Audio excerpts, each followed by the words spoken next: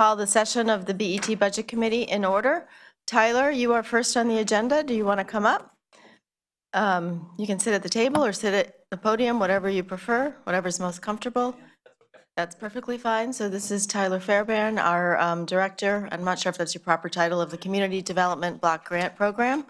So this is something that comes before us every year, and please provide us with a summary. Sure. So this is the, thank you, first of all, for having us on the agenda. This is the second to last stop before the RTM meeting in June to get our annual Community Development Block Grant Program annual action plan approved. So we were fortunate this year to hear in two ways. We heard from HUD how much our grant will be prior to making the allocations. That's gotten a little tricky in the past. We've had to, in the budget and the resolution, build in a contingency if it goes up or down.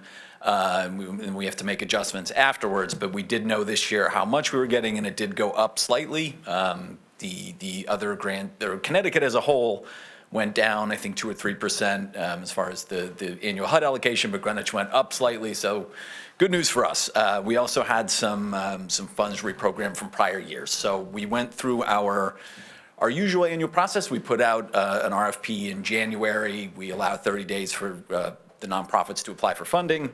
And then we go through our Community Development Advisory Committee process, who makes recommendations to the first selectman, who ultimately has the final say on how much each group will be awarded. So we had 29 applications this year. Everybody who applied got something. Most of our capital projects were funded either in whole or in very large part of what was requested. So the annual grant we got from HUD this year was $751,441, combined with $201,969.64 in funding from prior years. This is either grants that were turned down, they weren't able to be completed, or they came in under budget. So HUD allows us to keep that funding and roll it into the next year. We can apply that to capital projects in '26, which is what we've done. So the total we've requested to be allowed to use is $953,410.64. Tyler, before I open it up for discussion, I forgot the motion part. Perry, would you make a motion to? You were on a roll. I didn't want to interrupt Tyler. Yeah, I'd like to move CD1 Community Development Block Grant approval to use the funds from for the programs as listed in the call. I will second. All right, are there any questions? Could you just, go ahead, Harry. I gather there was no significant change between the committee and the first selectman? The first selectman kept the committee's recommendations intact. He made no changes. Good to hear. Thank you.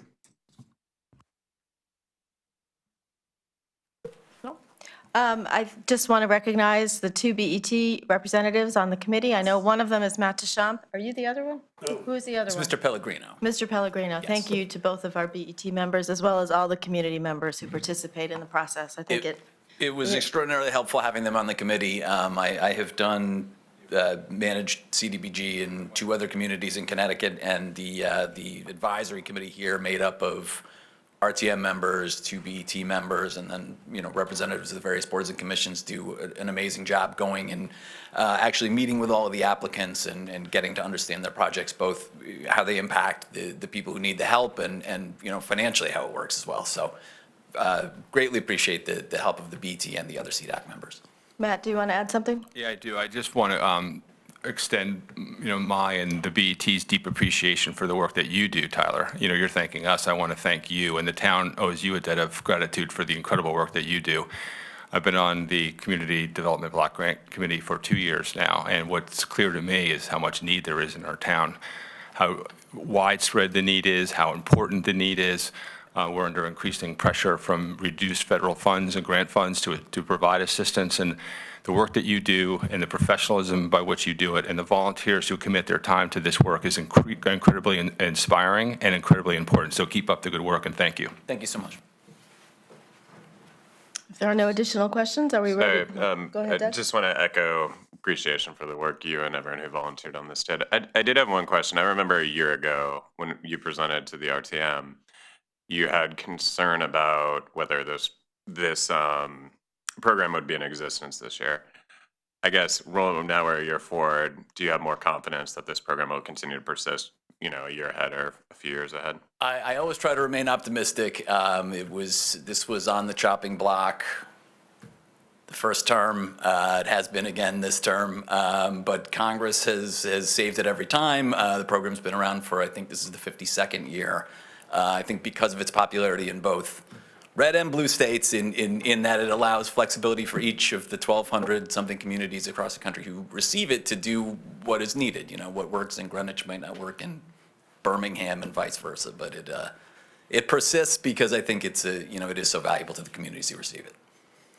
It's great to hear. Thank you.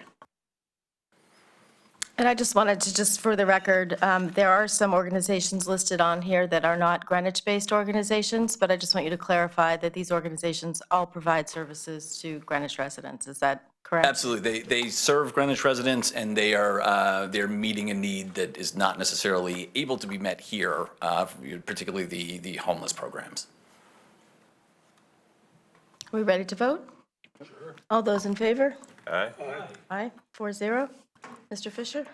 Yeah, and I have a motion to adopt the resolution by the Board of Estimate and Taxation and passing upon the report and the recommendations of the Budget Committee for the 27 budget year, as is in the call for the Community Development Block Grant proposed budget.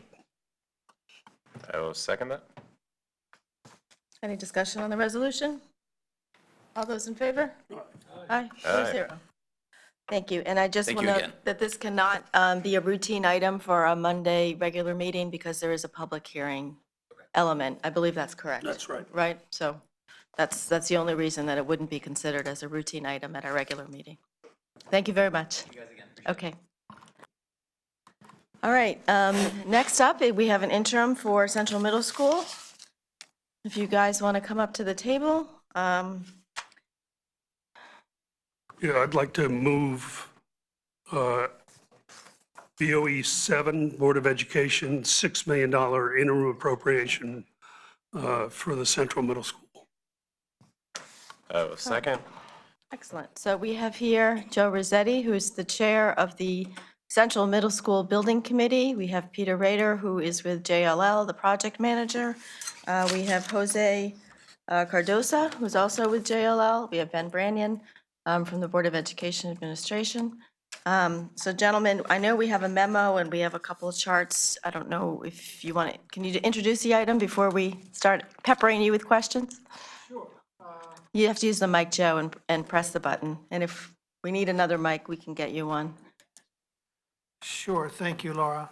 I'm probably going to work this with, I'm not sure if you're looking at the supplemental funding request draft, first page, and the second page. Let me see how I can talk to this.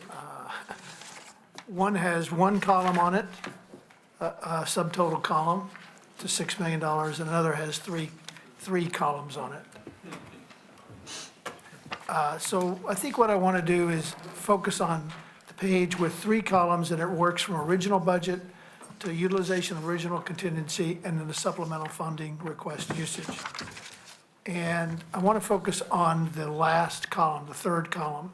It starts out with $3,054,643. All right, Joe, before you continue, I just want to note, if anyone is watching and trying to follow along, this is information that was passed out, was made available, I think, via email earlier today and was just passed out via hard copy, so it's not on the website, but we will. No, I believe the packet's. Has the packet been updated? Yes. Excellent. All right, I didn't check. Thank you, Leo. You're ahead of me. Okay, thank you. So to kind of boil this down to it, I think the general issue is how we've used our project contingency from the beginning and why we need additional funding. The third column, titled Supplemental Funding Request Usage, totals to $6 million. And I'm going to go backwards from the bottom up. The first item above that $6 million is $1,625,000. That's the supplemental, that's what our owner's contingency supplemental request is going to be. That's what we're going to have unaccounted for, unused at the end of this the request if so approved. The next item is 1,320,265. Those, actually, that number and the other three numbers above, the 1,320,000, this 173, the 281, are all funds, are all costs that we have solidly projected. Probably some worst case, I would say, but those are true exposures that we're not certain we're going to have to pay. Some we certainly will, but somewhere in there not. Particularly the 2,881,643 and the 173 are items that we solidly expect that we will have to pay. But the 1,320,000 is sort of in middle ground. Sort of qualitatively, we're having some discussions with our contractor whether or not we're going to pay them or not. And those items there total $6 million. And that's fundamentally where we're at with our current contingency, trying to fund those costs that are solidly projected, some that are in the middle that we're not quite certain if we're going to have to pay. We're negotiating, so to speak, pending pricing, and then leaving us with about $1.6 million for future contingencies. By the way, we have what, 9 more months to go? We have through January, end of December, probably early January, to wrap up this job. So we have to April, June, July, August, September, October, November, December, 9 months. And that's kind of it in a nutshell. If you want to go into details of how we got there, we're welcome to discuss that. I think I would, because I think that, I know that the project, the school is supposed to be, the CO is supposed to be early August. So we're pretty far along in phase one. I think we're over 60% of the way there. I believe we started with $5.9 million of contingency, 5%, and now we're seeking to increase that, to double it. So I think it's important for us to understand sort of how the contingency was utilized, understand part of the reason that you're here today, even though some of this you're allocating it, but you don't yet know if you're going to have to use it, is because of timing. And I think it's really important to stress that. You are on a very tight schedule. The RTM does not meet in the summer months. We don't want to have any risk that you won't have the funds that you need to meet your milestones. So maybe you could talk a little bit about, I think it's August 4th is when you expect, and where things stand, just so people get a sense of where we are. And then if you could sort of, not line item by line item, but how have we utilized the existing contingency? I think it would be helpful. Current start schedule initially, we meet with our general contractor every week on a sort of a tight group, but then our building committee meets every 2 weeks essentially, and which we met this morning as well. The current building completion date is August 4th. That's the projected completion date. We have a lot of work to do there, but that's the main school building is projected to be complete by August 4th. And then there will be some additional inspections and follow-through to get us through, be able to be occupying the building by the 24th of August, for sure. There's a side building called the fire pump house that's north of the building, behind the building, that was added to the project because of Aquarian water issues and the need for a certain coverage, fire protection coverage. And that building is lagging in construction. Well, I wouldn't say lagging, it's lagging because it got started in essentially October of 2025, November of 2025, when we found out that we had to do that. So we're pressing very hard to get that done. And that work, right now, we believe the latest that would be completed is early October, October 7th. October 7th to 9th. We're trying to pull that back, trying to gain time on that so that ideally it would be complete by the time we occupy the school with staff and students, but it may not be. And we're working with the fire department and fire marshal to arrange or discuss procedures that we might need to take if that fire suppression system is not functional by the 24th of August. So that's schedule-wise. Did I miss anything on that? No, I think maybe just larger picture, with at nearly $5.7 million in contingency in the original budget, I think it was appropriate at that time for what was known, right? When JLL came on as the owner's rep, we took over from our predecessor, set those values, and given for a project of this scale and size, like I said, appropriate for what we knew. We had a number of unforeseens relative to Aquarian and water pressure issues, and then coordinating with the local authority having jurisdiction around requirements, around a number of changes. Those are outlined in that middle column. What we tried to do in that middle column was to give you guys a sense of, relative to the hard costs, the soft costs, some of the other major buckets within the project, where were the outliers? There certainly was cost in bringing on a new owner's rep and replacing the other one. We outlined what those were. Yeah, let me comment on that initially. When the original project contingency is a little bit of a misnomer in that the soft costs were not at the very beginning of the job when the 112 million was appropriated. The soft costs were not fully flushed out.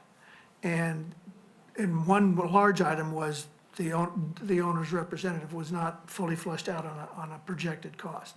So we ended up using significant funds from the project contingency to lock down the owner's rep cost for the balance of the job, which was the tune of about $1 million, I think, from that owner's contingency. So you might say, and there were other soft costs that were not, we know.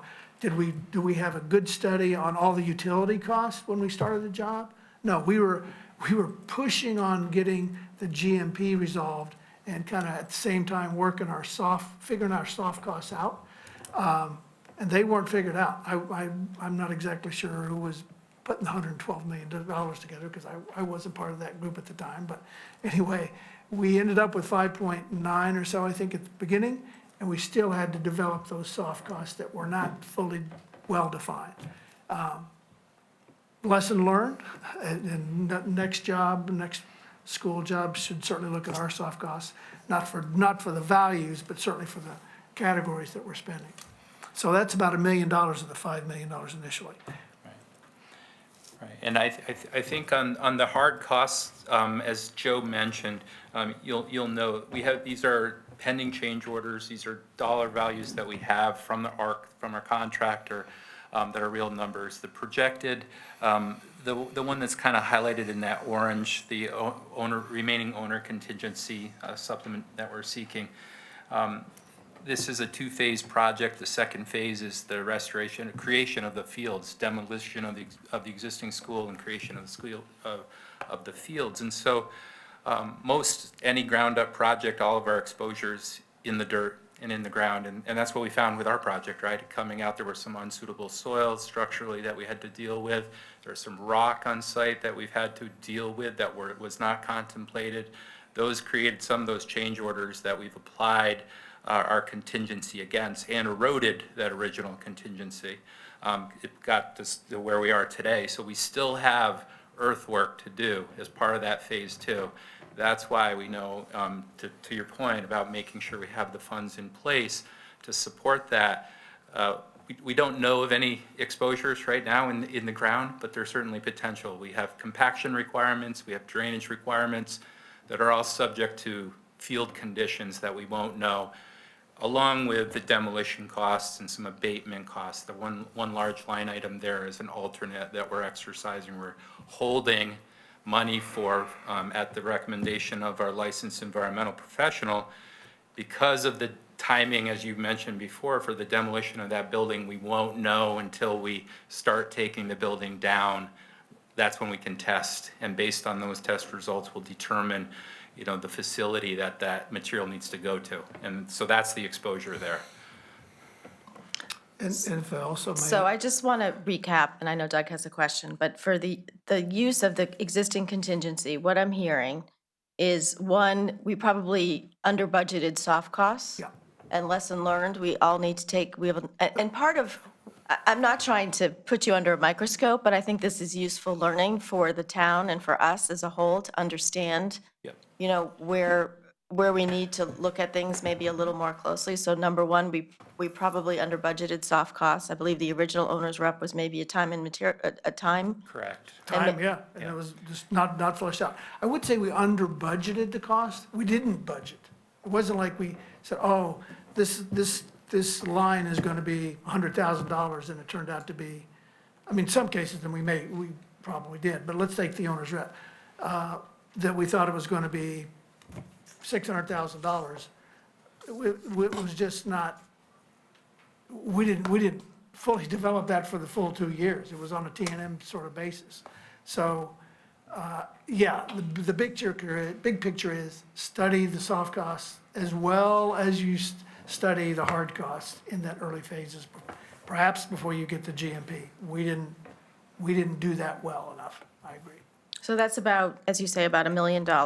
And then we have the additional fire suppression, which is close to $3.2 million. Let's talk about how we got there. Okay. So, this is really good lesson learned, that we had, in the design phase, we have to perform water tests to validate the water capacity and pressure to be able to provide enough water to the building to a fire suppression system for the sprinklers to work in the building. We did early tests in the design, and they came up somewhere around 700 or 800 gallons per minute, and the design team designed to that water pressure and volume. And we had as normal, had a fire pump within the school building, serviced by street pressure or street water from Aquarion. After we made a contract awards, GMP signed with Turner Construction Company for 94 million or so.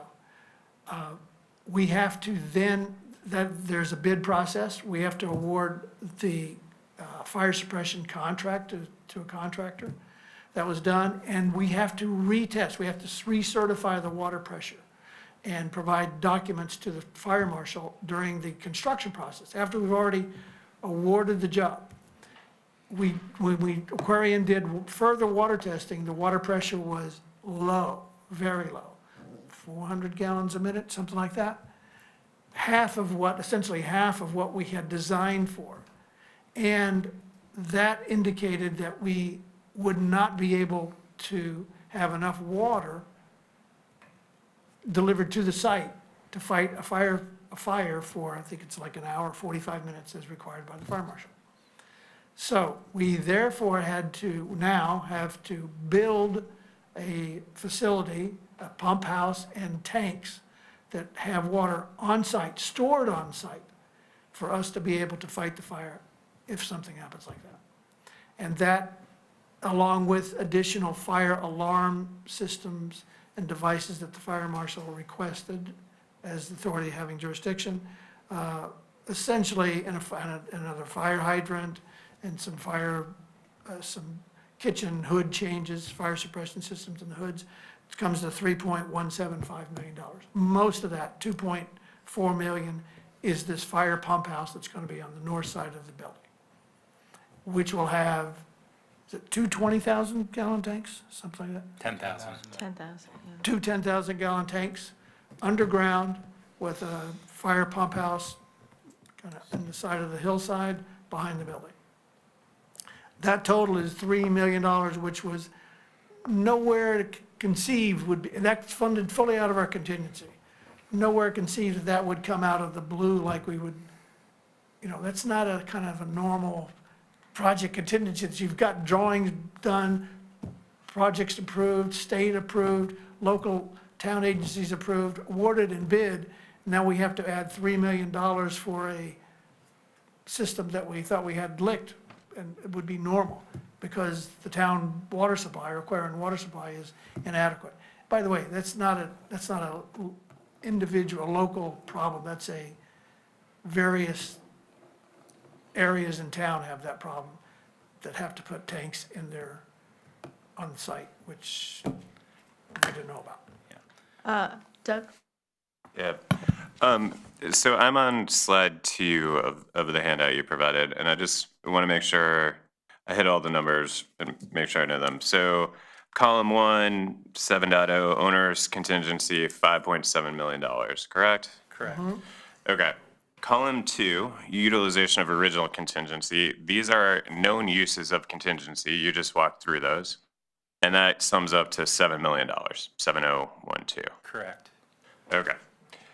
And then in terms of costs, excluding line 7, the 1.625, these are kind of contingent expectations where at least the 3054 you solidly expect to pay, there's some middle ground on 2. But those add up to $4,375,000. Correct. Okay, what I'm confused by then is if I add the 7.07 million, or the 7.012 million, that gets us to 11.4 million. With the 4.375, that gets us to 11.4 million. If we kind of think about contingency, we had 5.7 million. We're adding 6 million of interim funding. That's 11.7 million.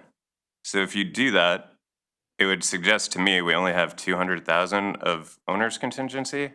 No, so we're not suggesting we use, so of that $7 million in contingency used, there was some additional credits within the contractor's GMP, some holds and allowances that were shifted into unused funds that were shifted in the original GMP into the contingency fund. So what we're trying to do there was just show you the fact that not only did we erode the original contingency, we've used to date the $7 million. So what we're suggesting, we're not saying that some of that 6 million is to fund the delta between the 7 and the 5.7. That's already covered for in some of those movements, again, within the GMP, Okay, if that makes sense. so if I understand that, the 7.012 million is the gross amount of changes, and there's no line for the savings areas where things came under Our cost. credits, we're tracking that closely in our anticipated cost report. We're reviewing that every 3 weeks with the financial working group. So, but yes, that's what makes up, that's how that exposure is covered. And are those, again, I just, in doing this math, just make sure I understand. So the utilization of original contingency, the way it has been laid out here, the 7 million, the true number is 5.6, or is that $1.4 million of credits that you're pointing out good? Correct. Solid. That's correct. So that's what's covering the delta between the 7 and the 5.7. Got it. Thank you. Yes. All the funds, all the funds basically flow through the contingency, if you will. You know, if there was savings and buyout from the wards, it went into the contingency and used or not. So our contractor, our contract with our construction manager, any unused contingencies on the construction side revert to owner contingency. So depending on what those holds and allowances, the timing for the contractor releasing those, that's where that movement in those numbers were. And at the end of the day, if there are savings, or if there's unused contingency, whether it's the owner's contingency, obviously that's ours not to spend, or the town's not to spend.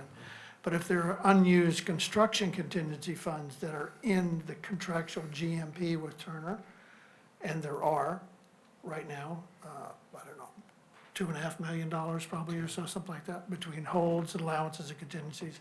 If those funds are not used, the GMP is, the final cost of the GMP is reduced, and we don't pay those. So it's savings, if you will, or unspent funds for the job. So, I think that's an important point.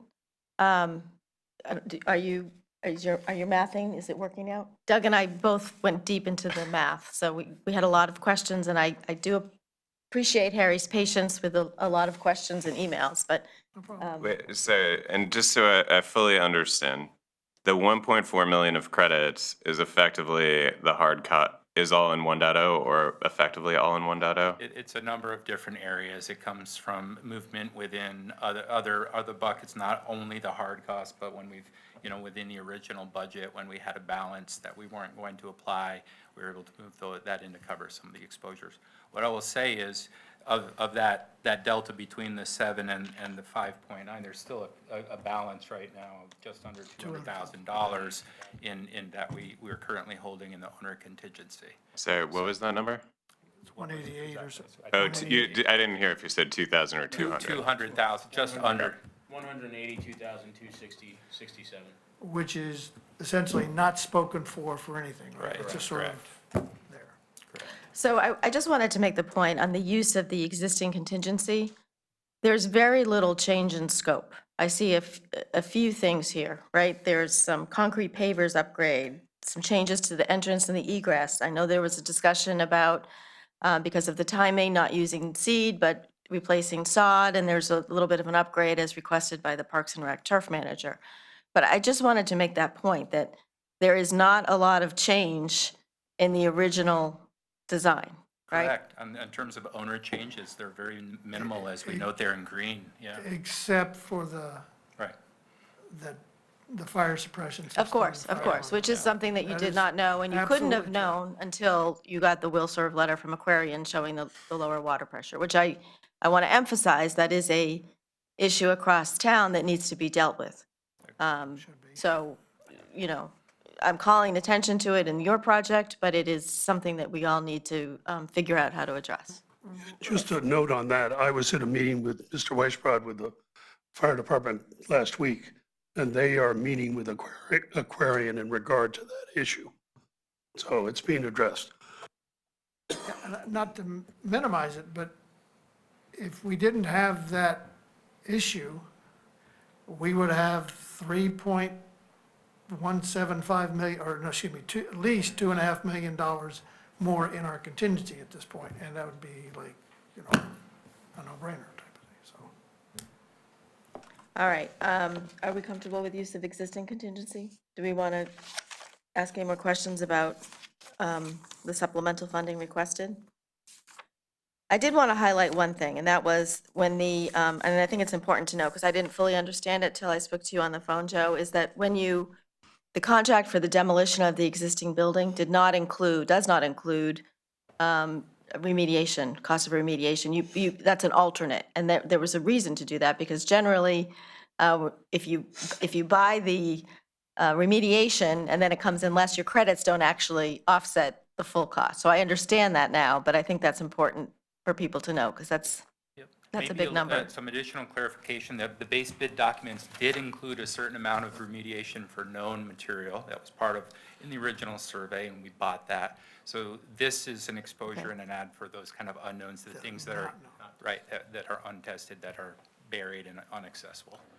Okay. And we'll hopefully find out some sort of, what we might have in the building as soon as the building, the existing school is unoccupied, late June, and then we're going to do some on-site testing very quickly, early July. Right. And we'll have a better feel of what may or may not be in the school and what has to be mitigated. And that's a very big unknown right now. Sorry, when does the existing school, when is it scheduled to be demolished? July 7th? Yeah, we'll start with the media center, moving to the gym area. Okay. That takes through end of September, I think is what's budgeted. Okay. Yeah, we have a great partner in Langen to help advise us in the sequencing, how best then to execute this once we get to that point. So there are a lot of moving pieces that need to kind of come together and get worked out in the testing, and then how to then, based on that testing, how best then to execute and do it. So we have, again, a really good partner there. And if I may, just sort of qualitatively tell you how we kind of operate, and maybe all committees work this way, but I don't think we don't spend a penny without the building committee approval. Isn't that Mike? That's right. Is that good on that? I mean, It's painful sometimes, but we have not, the committee has made decisions early on, very early on, that we weren't, even though we might have 3 or 4 people that would feel comfortable making sort of decisions to release or sort of engage the contractor to go ahead and proceed with work, we decided not to give any smaller subcommittee approval to commit funds. So the full committee votes, or the quorum that we have votes, to approve or not approve expenditures of any additional funds or the use of contingency. So it's not just me, I'm the only guy on the committee here, so it's not just me deciding, it's a group of people. Harry and Joe have been on the committee, and it's sort of, we try to vet the issue very carefully, everyone. Yeah, and I would say a team of professionals vetting the pricing from the contractor like you'd expect and the town deserves in every project, making sure we're getting accurate, competitive pricing. That's part of our That's what JLL responsibility is. as part of our A&E team as well. So we scrutinize every change order, every requisition. Right. Joe? Thank you. I have a question, but first a statement. I worked for you, Joe, for several hundred meetings, and do appreciate the fact that you are a very good manager. You ran the process very, very well. So we should rest assured as a community that this project is being run correctly. So thank you for that, Joe. The question I have basically is all fire related.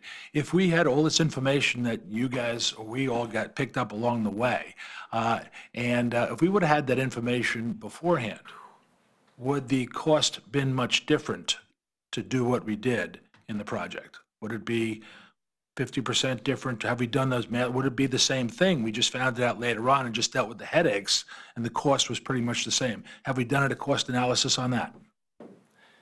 I think in general, most people would tell you there's obviously a slight premium for a change order versus in a competitive bid environment. That being said, again, we're reviewing it along with SLAM as our architect, CES as our MEP engineer. So we feel the pricing is in line with what we'd expect. I think the one difference, Joe, is that the Fire Watch and some of the other things that we're having to accommodate in the pricing are really impacting the schedule and are driving some price. So that would not have been part of the project. So yes, we would have definitely have benefited in having Aquarian stand behind the load letter that they had originally submitted and was the basis of our bid documents and our design. So the fact that they were unwilling to stand behind that when we got into, as Joe mentioned, into the shop drawing review, and the timing for that is what the issue was on this project. So I guess there is something, I'm sorry, another question just came as you spoke. So there's something to learn from what just happened, and make sure we have to pass that on to other building committees, because that was, as I rode through that process, that was not comfortable. Get it in the bid. not. Competitively bidding is the least expensive way to buy the work. And doing it when you're captive to the existing contractors, and I'm not belittling them, that's their businesses, and you have to negotiate and work the numbers, but certainly it's much more price beneficial to buy the work in a competitive environment, for sure. And for darn sure, we wouldn't, if you know about the procedures beforehand, you wouldn't have premium time to make up for scheduling. We're pushing these guys to get this work done. There'll be premium time that we have to pay that we wouldn't normally have to pay. The Fire Watch we have to pay, maybe the premium for manufacturing or moving up, pay the price to get moved up into line if we can get that, so things get to the site quicker. So yes. Now, if we did it today, would it be a lower price? Well, it's, you have escalation going on as well. But, apples to apples, much less expensive by having it competitively bid. And I'm bringing it up only because somehow we have to be able to pass this on to the next group that might experience the same thing. So let's figure out a way of making sure that the next group understands this. Thank you. If I could just interject, it was passed along to Old Greenwich. Perfect. And they've got a similar problem. Right, because they're doing it, right? I think so. Can I just go back to the construction manager contingency? I just want to make sure I got that right. So they have their own contingency. I think it's about $1.3 million, is that right? Something like we have some holds and allowances that we would, technically consider kind of contingencies as well. Okay, so Yeah. there are some holds on it, Yeah. but, okay. Yeah, All correct. right, so there is That's an correct. additional for means and methods. I heard Yep. on a call a couple weeks ago, the permanent power isn't set up yet, so you're having to Right. run some generators for dehumidification for the millwork. So I know there's other things that, that are happening. Right, within the GMP, there are 3 general categories of funds that the contractor, the general construction manager has to use at their discretion. I think the contract says that will not be, the owner, with the owner's approval, which would not be unreasonably withheld. Essentially, unless, if they're not going to the movies and buying popcorn and Cracker Jacks, they can spend it for project-related work. And they define them by what's called holds, allowances, and construction contingency. The construction contingency is just a pool of money they don't have any really idea what they're going to use for. Holds and allowances are more fully defined. They're, they're not, they think they're going to have to do some changes to some structural steel or miscellaneous metal, or pay some premium time to get some work done, to rent some generators. It's sort of earmarked, I guess you might say, contingency for those and the holds and allowances. And they use those more or less at their discretion with our approval. And there's still funds in both of those accounts, so to speak, those 3. And again, I think it's somewhere around Right. 2.5 million or so, or something like that, Correct. probably right now. So the approval letter, this construction manager submits an approval letter to draw down on those holds. Right. We review it along with the architect and engineers for our approval, making sure that they're not trying to apply anything against something that we bought that's within the base contract. And then, let's say, for example, removal of rock down to a design elevation that we may have already bought and not applying a rock removal allowance, which is one of the holds that was within that. So again, and then take that to the committee for their approval. Further questions?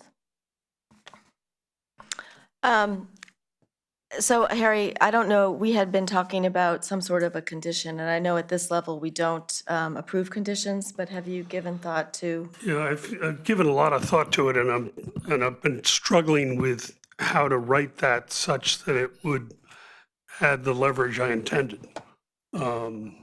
So, I thought maybe you and I would chat about that offline. I did take some stabs at it, but it's very difficult to sort of put a number on it. I know the numbers, but to force the hand. So let's chat about that separately. Okay. And we can mean- bring it up to Monday if we want. So part of, I just want to make 2 points. One, I used to be on a building committee, and I did dig a little deep into the numbers, and one of my initial concerns was when I looked at Munis and it showed an availability of about 7 million, I was like, well, hang on, that doesn't look right. And if we're adding $6 million, that's $13 million in availability, that didn't look right. And I know you guys are working with BOE Finance and the Finance Department to make sure everything's tied out, and I have every confidence that will get sorted out. Part of it's just timing, lags, and how you account for notice of change orders versus change orders, or holds, or allowances, whatever the terminology is. The other concern, though, is that I do feel this contingency covers for exposures that may or may not happen.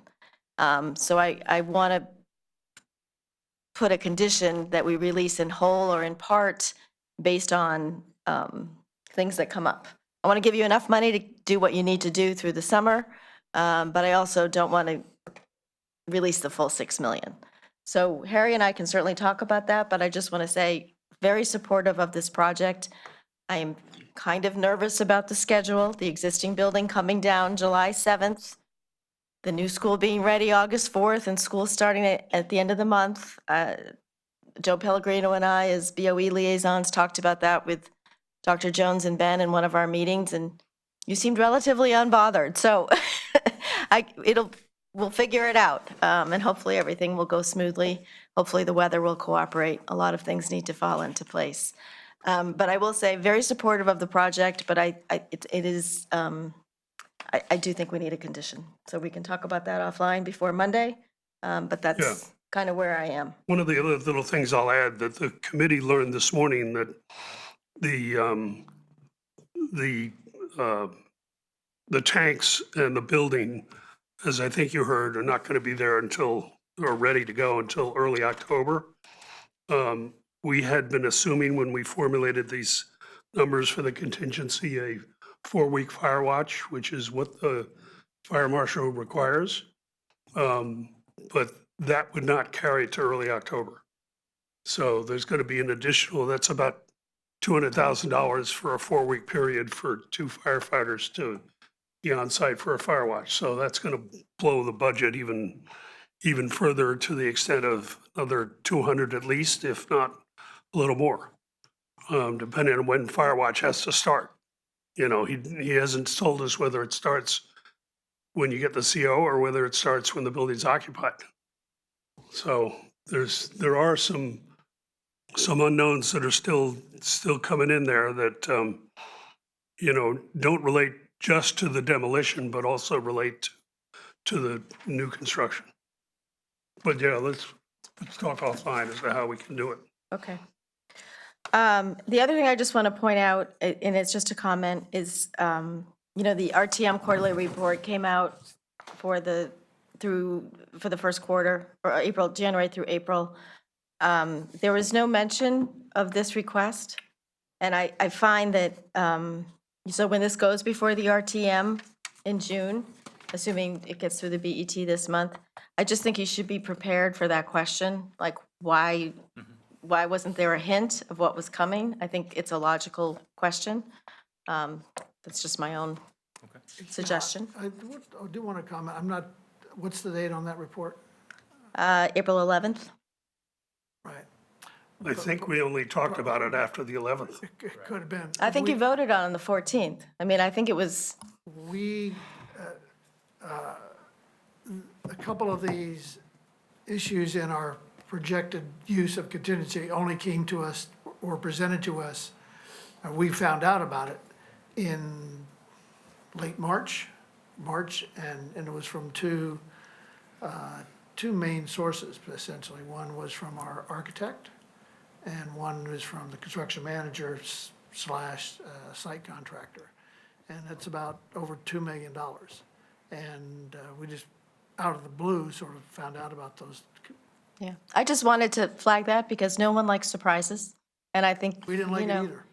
you should just be prepared for the question. I mean, this is doubling the initial contingency, so it's not an insignificant. I think everyone wants this project to get over the finish line. No one more so, I'm sure, than the building committee and everyone involved. But this is, you know, this is a large interim, so we need to give it all the scrutiny it deserves. Any additional comments or questions? Leslie?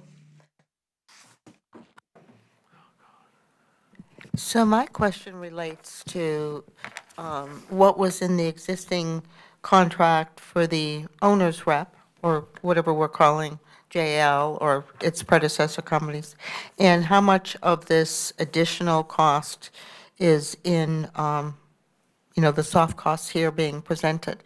I think this is the first time that I'm aware that we've actually had a notice rep throughout a project like this, and I think our last two building committees, New Lebanon and Mesa, did not have such a, you know, whatever we want, representative, we'll call it. And so, you know, I think the thought in doing this is it would be saving money and would, you know, eliminate the opportunity for additional interim requests, which Mesa did not have any interim requests, and I don't believe New Lebanon did either. So I'm interested in what those costs were and how much of this is added, and just begin to get a handle for what that's costing, and then in light with the additional requests here. Sure, I can address some of that. I think most projects of this scale and size throughout the state do have owners reps, and I believe New Lebanon was Construction Solutions Group as well, which was, That person really only, you know, handled financial things, not this kind of thing, is my understanding. So that's the organization that we replaced. So we inherited the budget and the soft costs in some of those buckets that we're finding were understated. Now, I will say there were shifts within the schedule and the scope and size of the project as it continued to evolve over time. What I would say is, the expectation is that any owner's rep should be bringing value to the team, and in the end, one of the things we like to advocate is that not only are we cost neutral, we're actually saving the town money, and we'd be prepared to sort of demonstrate that in some of what I just said when we're reviewing requisitions or challenging the value of change orders. You should expect that you're getting value in those services. Not every project does have an owner's rep, but a project of this scale and size, funded through the state of Connecticut, will. What I'll say is, of that breakdown, there are, I think primarily, Joe mentioned, the architect and ourselves primarily make up the bulk of that, with some additional on our civil side through our civil engineer and with our MEP. But some of those changes were driven by redesign of some of the systems, including the pump house, so.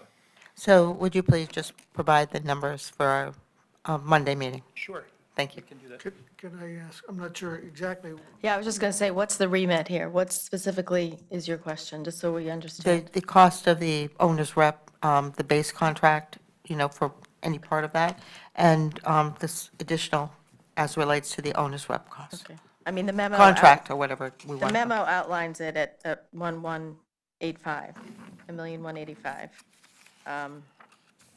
But maybe you could chat with Joe specifically to see what you'd like. sure. I mean, I will say, having served on the MISA Building Committee with Leslie Tarkington and others, not having an owner's rep, I think we all learned from that experience that we need an owner's rep, because volunteers serve on building committees, incredibly complex projects. Having someone who can be the arbiter between the general, the GM and, the construction manager and various trades is incredibly helpful. So I think no one's disputing the need for an owner's rep. I think it's incredibly valuable. And I will say that we did have an interim for MISA of $2,070,000. Just, I don't know if you remember that, but we did have one. That was, I think, that was the initial, Lauren, before it I started remember. construction. Anyway, And that was prior to construction beginning, I believe. And we still had excess, I think, money in the account. yeah. All right, any further questions? Harry? Yeah, I looked back at my calendar, and the Finance Committee, our subcommittee for finances on the Building Committee, first became aware of this on Thursday, the 26th of March. So we had to scramble to meet the BOE meeting on the 16th of April, because we realized that otherwise we wouldn't have made this cycle of meetings for the BET. I have a text from Steph Cowie, who does the communications, and said that she was unaware when they were preparing the RTM report that there was going to be a need for this. And I'm not sure if we actually discussed it at the next committee meeting of the full on the 31st of March or not, because I wasn't there because we were having decision day. So, there's some holes in it clearly, but there was some scrambling that went on. All I'm suggesting get is this you done, may but want to do a little Being outreach. ready for the RTM is Yeah. absolutely, in order, but just so there's a timeline there. Yeah. We did vote that RTM on March 31st because the next committee meeting wasn't until the 14th and we have to publish. Jose, you just aren't on the mic, sorry. We did vote that RTM report by the building committee on the March 31st meeting because April 14th would be past the deadline for submission. There you So go. that report was voted prior to that April 14th. I mean, I know our schedules for our various approving authorities don't always mesh with real-time activities, so I can appreciate that. I'm just flagging it as you may want to do an additional outreach. All right, David? Yes, thank you, Laura. I think I heard that the future remaining contingency after this is approved would be $1.6 million. The one uncertainty that came across, to me at least, is the demolition unknowns. In your view, are the size, scale of those potential unknowns such that they could jeopardize depletion of the remaining 1.6 million, or what's the magnitude? I know it's an unknown, but Yeah. Well, we are including in that breakdown that alternate number, I believe it's 10, which is just north of $1,084,000. Is that right? Did I read that right, Joe? Yeah. So, and that's really around the demolition abatement and based on the testing that we do. So as I said, we bought a certain amount of abatement as part of the base contract. That is to cover sort of those areas that are inaccessible. And so that's a number that we received as part of the bid process based on the spec from our environmental professional.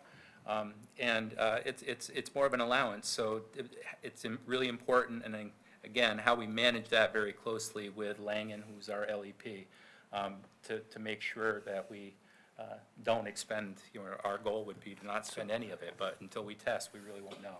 So we feel, based on what we know within the building and the demolition costs, are covered.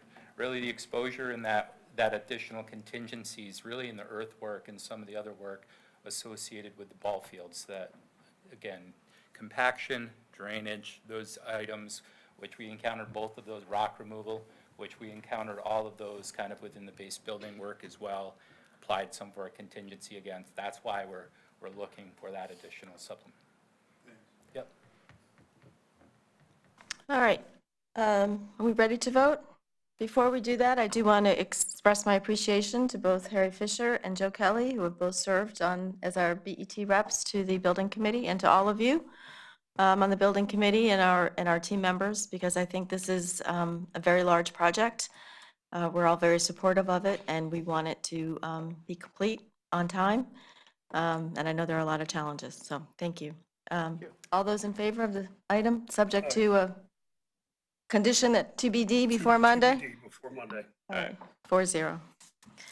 Thank you. Thank you. Thank you very much. Appreciate the time. Thank you. And consideration.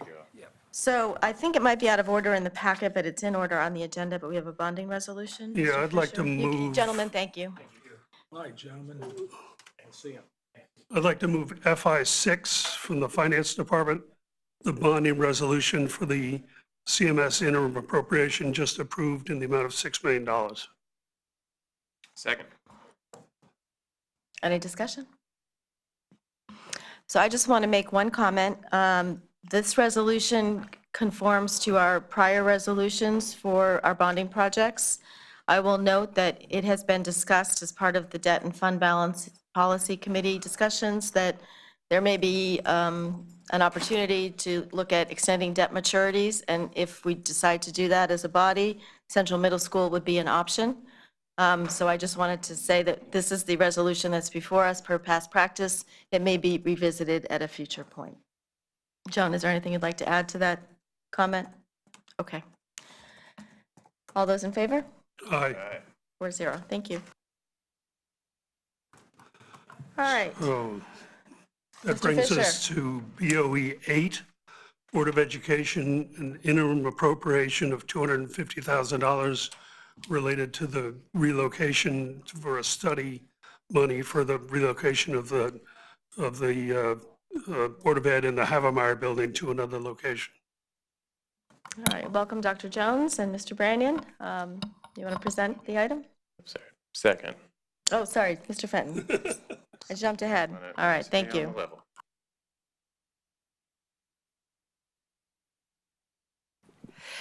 So first of all, let me just say, I am very excited about this project.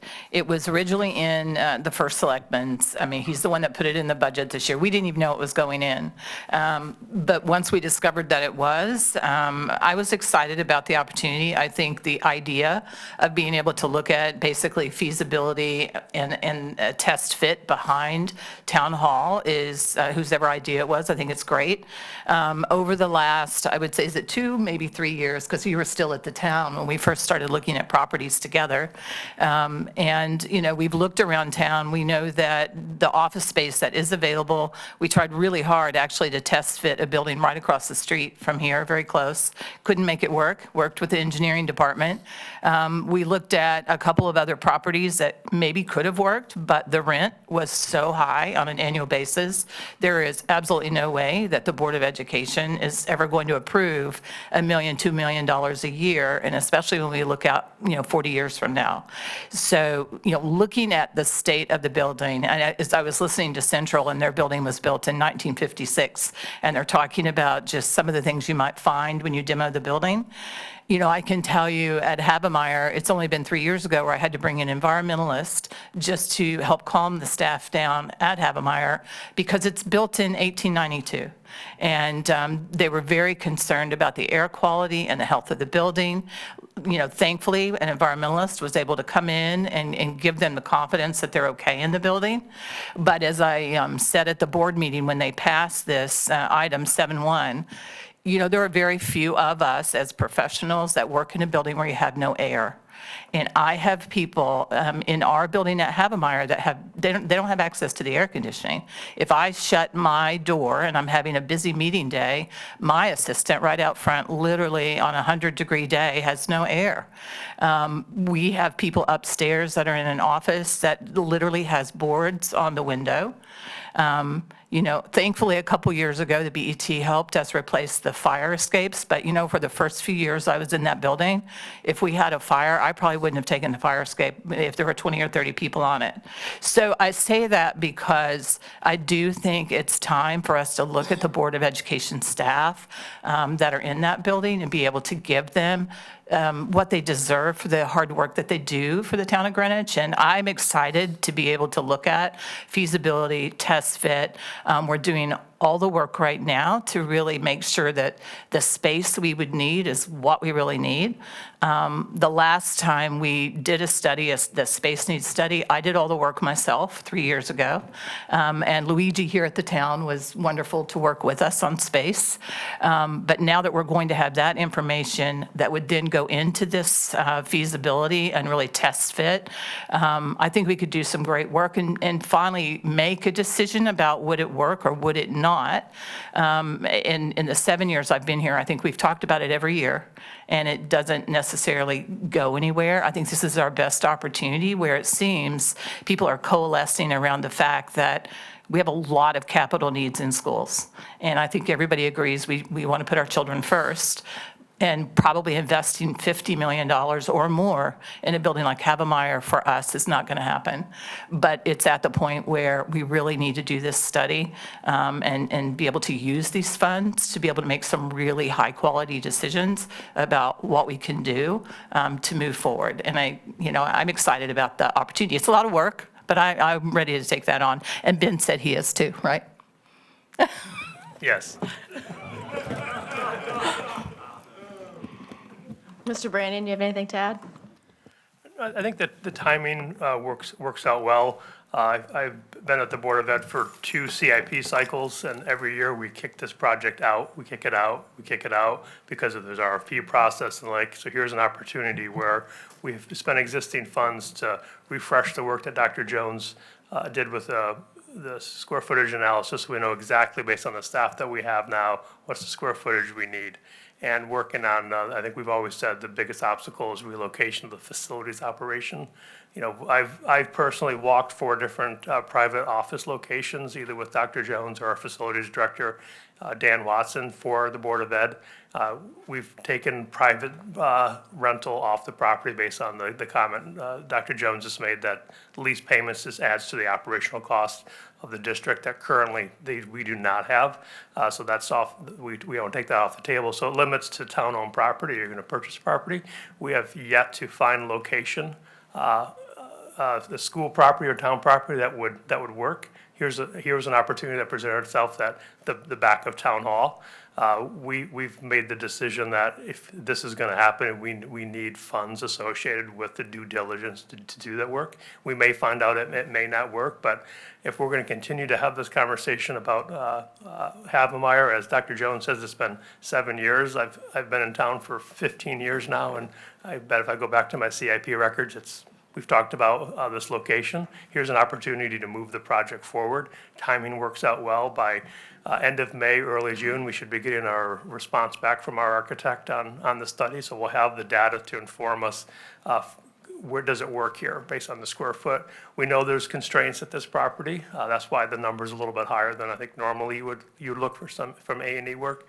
Just taking a look at the parking alone is a significant constraint. If you look at the parking lot that Havemeyer has now versus a parking lot Town Hall, how do you add at least 100 staff with their vehicles? That's just a constraint that has to be explored, and that's where this money will come in. But I'll stop there. I know there's been several questions, so we're happy to answer any questions you have. Anyone else? You don't like working at the Havemeyer Building? Let me say, the architecture of 1892 is absolutely beautiful. If it had air, if it had an elevator, if we didn't have heat that, in the corners of the building literally runs like 85 degrees where you can't even sit in the person's office during winter, it really has become a challenge. So it's a beautiful location. I think it has great possibilities in the future, but unless we're willing to invest in it for the schools, which that's not what I've heard over the 7 years, then I think it's time to help us look at great opportunities like town staff are in. I look at the police and the fire. They're all beautiful spaces that have 2026 amenities in them. We need that also. Well, speaking of town staff, Ben, you had worked here in Town Hall for a while, didn't you? Yes. Yes. And now you work in Havemeyer presently. I'm on interrogation, yes. Do you prefer one over the other by chance? They both have their unique challenges.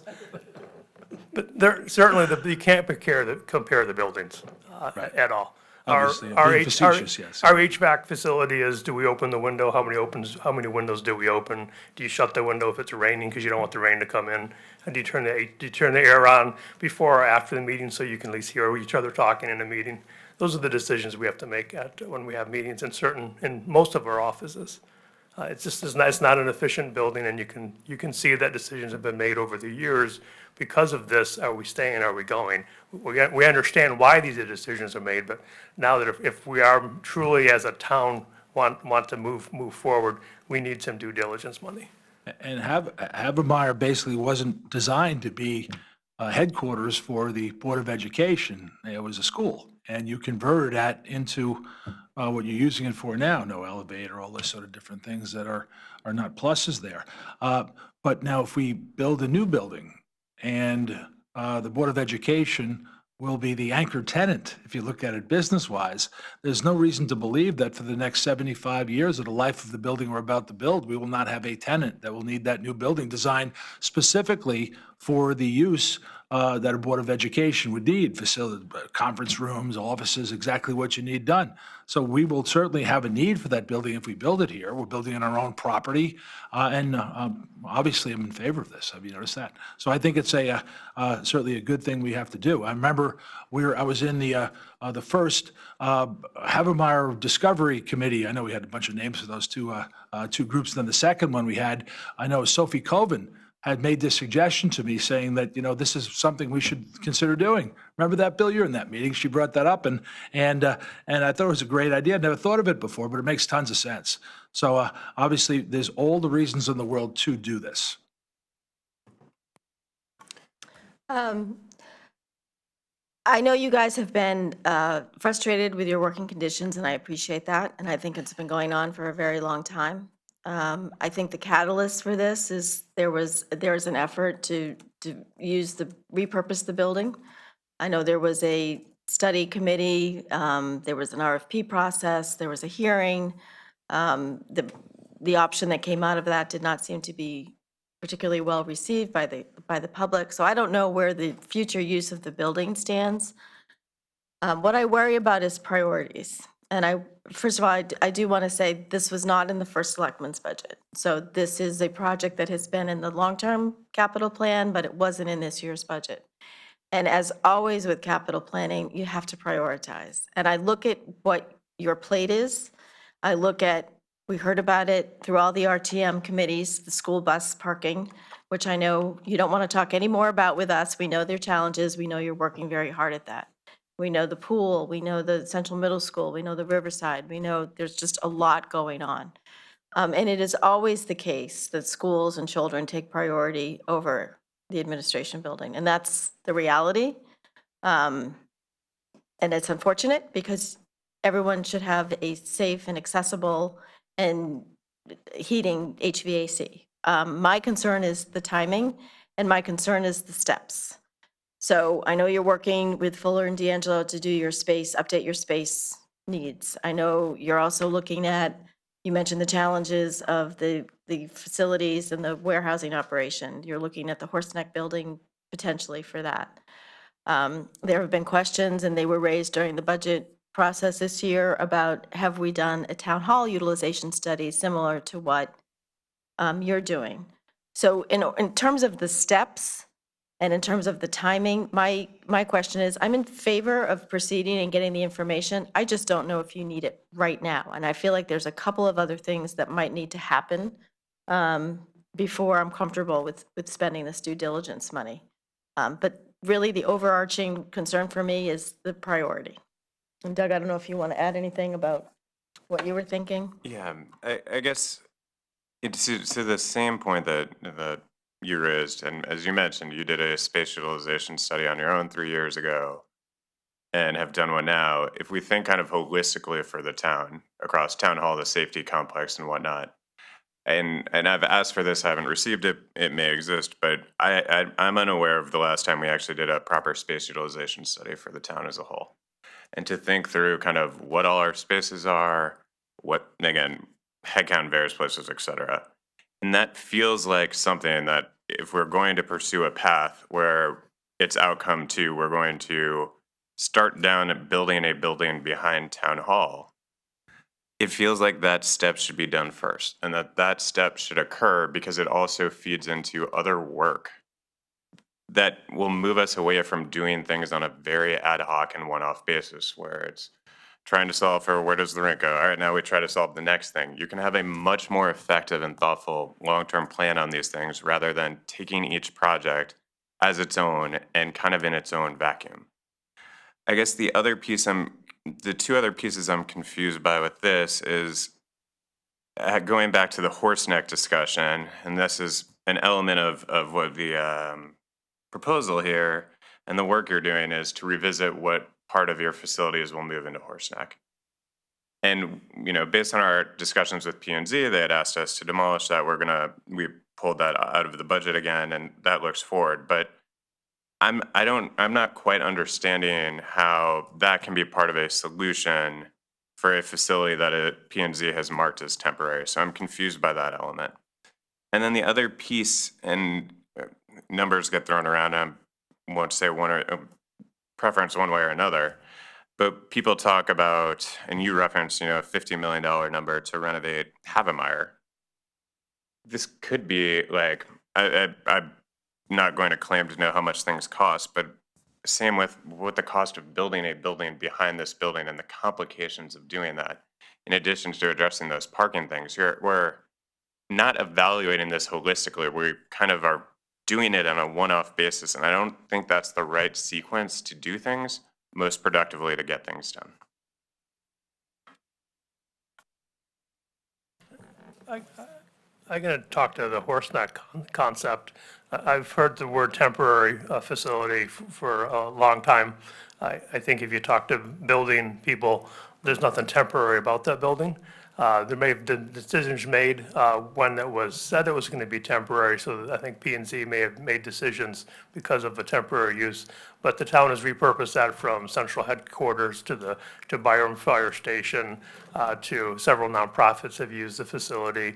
It's still standing. Part of the work that the architect we've engaged is what will it take to repurpose not repurpose, but to make sure that building can stand for the next several decades is what's needed. So the comment we've heard from P&Z is just the aesthetics of the building.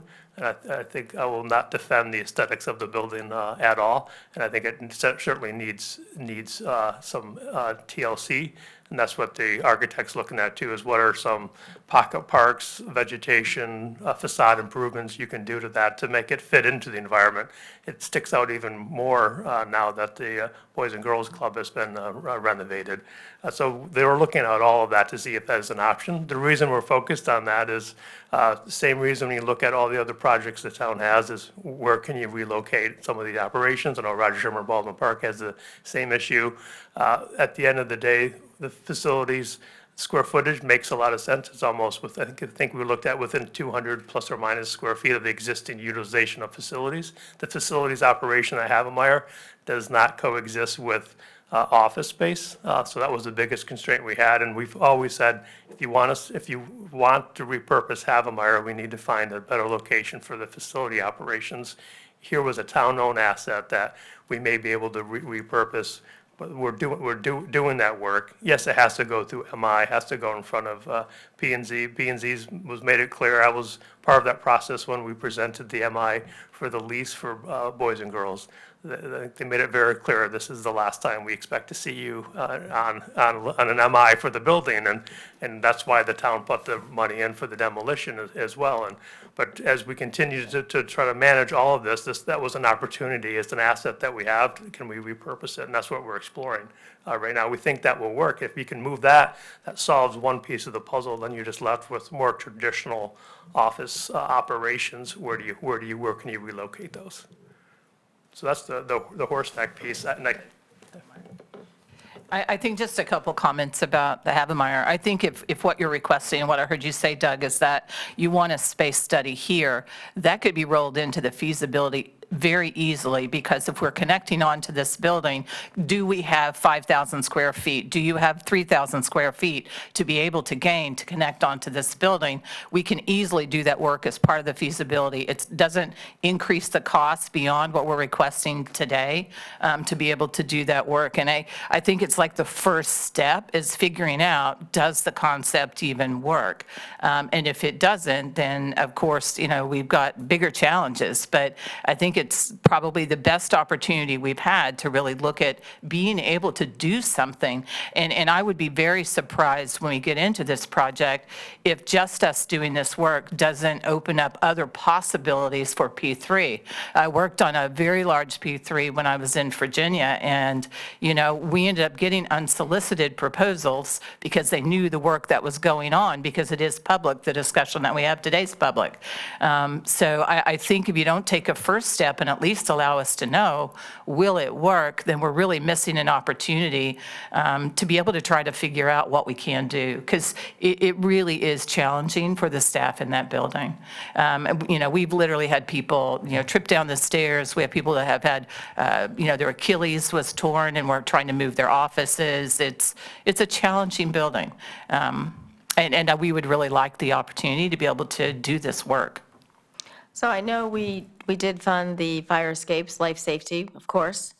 We should fund that. I know we've funded, and it's ongoing work, relocation of the network IT closet from downstairs under the bathroom.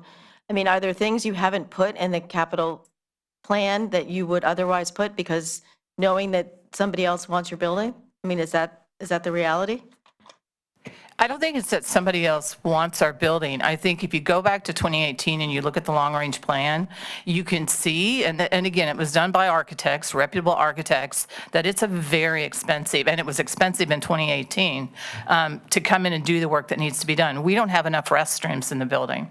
We do have wasted space, so even with this project that we're requesting the money for, I'm really hoping that in our space study, we may actually be able to go down in square footage, because when you walk in Havemeyer and you're at the front desk and you look all the way back to the superintendent's office, there's a lot of wasted square footage there. And, this project gives us a lot of opportunity to design, again, for school space that is highly efficient. I think we don't even really think about putting, unless it's critical, Havemeyer in the CIP, because we know when we have the first discussion with the board, they're not going to put it in. And I think, Joe, when you were on the board, we actually had something for Havemeyer, and I can't even remember what it was, but it got taken out very quickly because of the needs of the district. So it's not that there are not needs, we're just the fire was a safety issue. The front ramp, where the 1,000-pound wheelchair was going, was a safety issue. We didn't want it to collapse with somebody, and that's the point we're at. We're only fixing the things that are really awful. Any other comments, Mr. Fisher? Yeah, I think, it's important to think that this is going to be a cooperative project, perhaps I'll say, between the Board of Ed and the Department of Public Works. Our commissioner is here, and I'm glad he is. I think, utilizing this building and restacking this building to accommodate the Board of Ed, as I recall, was looked at a number of years ago by Luigi. Do you recall that, Ben? What I do recall is whether or not it was the lower level could accommodate the Board of Ed operations, and I think as somebody said earlier, the math wasn't mathing on the square footage issue. But, this can's been kicked for a while. We finally got a can to stop getting kicked last night at the RTM with the Hamel ring going through the budget. This is a priority for the first selectman. He tried to put it in the 2027 budget that was rejected over some of our objections to the objection. I think, we shouldn't go through this process again of kicking a can just because we're worried about, the departments being overloaded. They're the ones who are saying that they can do it. I think we need to give managerial discretion to them. I don't think we should try to manage that. So I hope that this full amount will go forward and be appropriate. Thank you. Again, I have two comments. One, I just, again, want to correct the record. This was not in the original FY27 budget. It was presented days before decision day. And so I just want to, again, clarify this was not in the FY27 budget as presented. That's one. And two, Excuse me, I said it was proposed. The second piece I would say again is, and I appreciate you guys taking this on and taking these steps, and I very much appreciate the desire to have you all have a better working space. I glean kind of the comment of there may have been some work done, but I'm still just really confused why we can't have a proper utilization across town buildings, not just town hall, safety complex, there are other locations.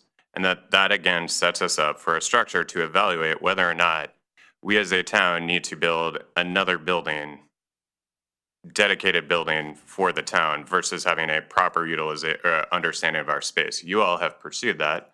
I'm not sure how long ago you started the F&D study that you are completing, I believe, in the next couple of weeks. But it feels like that is something that can be done at a town level that really level sets this, sets that it's a consideration where it's not just we are making a decision or we are heading down this path to this is what we want to do, this is the one solution. It feels that there should be an effort to truly understand what are the various possible solutions for getting the Board of Ed to a better, safer home. And that should be done rather than kind of presuming a conclusion and going there. Mr. Deschamps, you had your hand up? Yeah, I just wanted to kind of pick up on what Mr. Fisher mentioned, because I'm in agreement with him. And having been involved with the Hamel Rink, I think there's some lessons that can be learned. And you touched on it, Dr. Jones, yourself, which is, it seems to me anyway, that some of the work here that we're talking about could be done concurrently. I don't think anybody wants to get in the way of speed and progress and moving this forward. It is a project that seems to have some need and has been discussed for some time. So it would be my thought to suggest that, you know, if you look at what you need now, you're doing a study, right? When will that be done? At the latest, early June. Okay. So then that's your space utilization study. You're doing that work currently, right? There's a space utilization study, it seems to me, in Town Hall that hasn't been performed, but you suggest it could be done concurrent with this project, right? Looking at what the space availability is within Town Hall, and then what a feasibility study in terms of an annex construction project could create in terms of what your requirements are, right? But what I think is important also is a missing piece, which is even though you're talking about having visited sites and looked at locations and so on, but packaging the work that has been done in a way that's transparent and clear to the BET for one thing, and importantly, the RTM for another, and the third, the public. Talking about having done work and then putting it in a project plan and packaging all this work that's being done like we did with the Hamel Task Force are two different things. You know, if you look back again to the Hamel Task Force, where we wound up was where a lot of work had been done where that had ended, but it wasn't presented properly. There wasn't a project plan around it. There wasn't proper evaluation. There wasn't a confidence level that all the options had been appropriately considered. The concern that I would have is if it's not done the way I'm describing, which I think you're saying, by the way, I'm not adding anything new in terms of what I'm hearing, but just kind of pulling this together, is that A, the RTM may have concerns about it when you go and talk about the funding for this, if it's not presented in the fashion I'm describing, and that even if you were to progress down the path of wanting to build in the back of Town Hall, when that numbers become available and that analysis is done, the questions that I'm talking about will be raised then. And then what happens is you wind up going backwards to go forwards, which is exactly what happened with the Rink Task Force, where we went backwards to go forwards, which I would suggest we want to, all of us want to avoid that. So my simple suggestion would be, it seems to me that we'd want to work on some redesign, some project redesign, some conditions, something that addresses all the concerns that I just mentioned, so that we, as the BET, first and foremost, have confidence that you've evaluated all available options with data and information necessary to make those decisions, and then move this project forward in a constructive way so we're not going backwards. And that would be what I would suggest. My question for you, though, is this one. Who is responsible, or what group is responsible for this project? Like, who specifically is responsible? You're talking about a joint effort between the Board of Ed, GPS, and DPW, but how would decisions get made? How is this process going to be moved forward, and who would make decisions about how to advance the project? I think it's like any project that we're building where Public Works is involved with us. Obviously, the town has to be at the table with us if we're building behind Town Hall. But ultimately, what we're asking for is a feasibility that is led by the school district so that we're building a space that meets the needs of the schools. And that's really, really important. And it's one of the challenges we've had when we go and we've looked at one of these office buildings is it doesn't meet the needs. If it's a totally open space and I have, coordinators and high-level administrators that are talking about people's children, maybe special needs, they have to have offices. They can't be in the more trendy open spaces. So the building needs to be built for schools. So, but we would have at the table, just like we did at Cardinal Stadium, for instance. We had Public Works at the table with us. The town worked very closely. And I think it's a great thing, actually, when we're working on a project together, everybody gets along and everybody's at the table together. And I think it's going to take, a whole team for the feasibility to make sure, because if you're talking about doing a space fit here, the schools, now, we're lucky to have been, but I certainly don't know how space is utilized here. So somebody needs to be at the table when we're looking at that. That's kind of my point too, because I think, what we've had it seems to me anyway, some success at is creating a working group or a small tactical team that would be responsible for these things. It sounds like you're doing that now, but I would suggest we think about formalizing that so that this work is done and the communication is done effectively and efficiently, taking the work that you're doing with the analysis that's going to be forthcoming and then kind of bringing that together, and that's the group that's responsible for moving this forward and making decisions, and that's codified by the First Selectman's office. Yeah, I absolutely agree with what you're saying, and to be honest, the only reason we're sitting here today is because I really want this project to move forward. It wasn't our project. We didn't start by having this in our CIP. It was, First Selectman that was driving this initially, and I think he's happy to be at the table with us.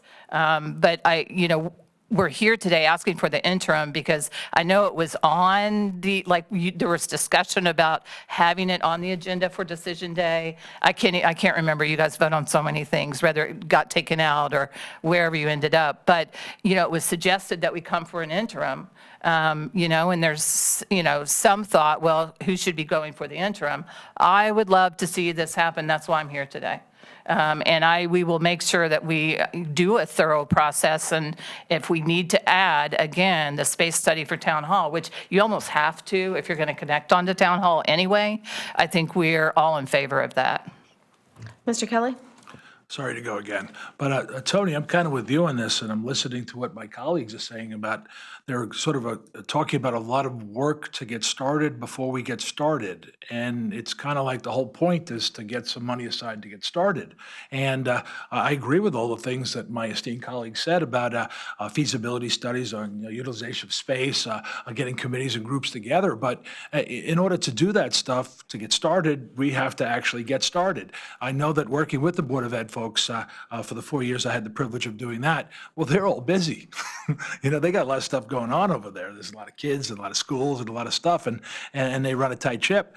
So there isn't the people or the group to do or start the process until we allocate the funds necessary to get that process started. So I'm happy and support all the ideas about how to get started, what to do, what is started. But we have to get started, and the way we get started is by allocating the money to get started. Sorry. Mr. Michael, do you have anything to add since you're in the room?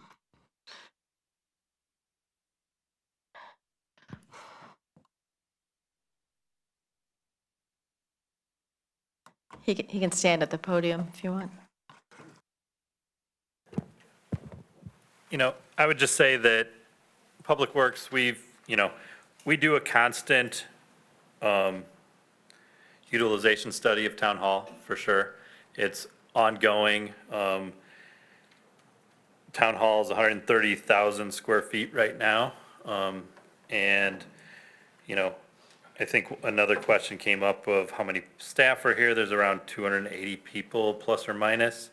And of those, pretty much everybody does work in-house or needs a working space dedicated to them. So we have a lot of that data already. We're constantly doing our Town Hall utilization space analysis. We're willing to work on this project with Board of Ed very well. We both know our own strengths. We don't know as much, we've talked in many, there's been many conversations in the past about, how much should Public Works be responsible for Board of Ed buildings, school buildings, et cetera. Don't really want to go down that path today, but they have their specific needs, we have our knowledge, and we work very well together. And I think that that's something we're willing to do on this project, we're willing to do on many projects we do on other projects. So I think that's really all I have to say today. Thank you, Jim. Sorry, can I just ask a clarifying question to Tony? You said you have 100 people in Havermeyer? It's right around 100. That's part of the work we're doing right now, though, because each year, I did this study 3 years ago, and we've had some adjustments, so that's part of what we're doing right now. They're meeting with every single department. Got it. And you said 20,000 square feet for 100 people? The building is actually around just over 30,000, but that includes the whole lower floor. And so in general, if you go back and you look at documents, we'll talk about 20,000 for, the operations of not the operations, more the management, curriculum side, special education, 20,000 square feet, and then there's 10,000 on the lower level, which is more the operations. But I do think, again, we're going to find efficiencies when we actually have somebody really looking carefully at the exact number that's there as of today, based on, staff reductions and movements over the last couple of years, and using space efficiently, way more efficiently than you would at Havemeyer. I just want to confirm the number Jim said, because that was the first time I heard it. 130,000 feet, 280 people? Doug is mathing right now. And keep in mind too, in the town, like you have rooms like this, we have 15 buildings. So that helps us, why we're able to probably be a little bit more Needs are efficient. different, I Yeah, needs are different. All right, I just want to say, I appreciate Mr. Deschamps' comments, because having been fresh off the experience of Hamel Task Rank, I do agree that there's a lot of work that's been done, but I'm not sure we all know what actually that work has been done, and how it's been presented. I know that the Havemeyer Task Force did a lot of work. They had a public hearing. There were a series of action steps. Again, a study, we have to follow up on our own studies. I am certainly in favor of appropriate work conditions. I just go back to priorities, and I am in the governance. I'm just not sure. I think we need a project plan. I think we need a team, and I think we need some more information. So I'm not quite ready to support this yet, but I don't know if anyone else wants to provide comments before we vote, but I just wanted to express that's where I am. I would just ask, how would you suggest you go about getting the information you just asked for? Well, I think that's to be discussed, and again, I'm not sure this is, for me, in terms of priorities, we address the Roger Sherman Baldwin priority this budget cycle. I think there's a way to move forward, and we are moving forward with the space study that the Board of Ed is currently doing. Mr. Michael seems to indicate that we have lots of ongoing information about Town Hall. I think we need to coalesce and synthesize some of this information and then figure out a project plan. And, to be honest, Mr. Brannian previously was the town administrator. I know he was working on this. Now he's at the Board of Ed. I know he's working on this. I'd kind of like to know, who's on first, like who is leading the charge and who's assembling this work. It's important work. I don't dispute that. I just, with all that's on our plate right now, I'm not quite there. Mr. Pellegrino? I'm confused as to what you're asking for and why that's not part of the scope of what is being proposed by the Board of Ed. As I understand it, there's $250,000 that's being requested to, one, do a town hall utilization study, to two, follow up on the work that comes out of the BOE facilities utilization study, which we will hopefully have by June 1st. There's concurrent work to perhaps move part of the Board of Ed into the Horse Neck building, which I believe is occupied for the foreseeable future. It has other people are in there. And then also to talk about putting on an addition at the back of Town Hall.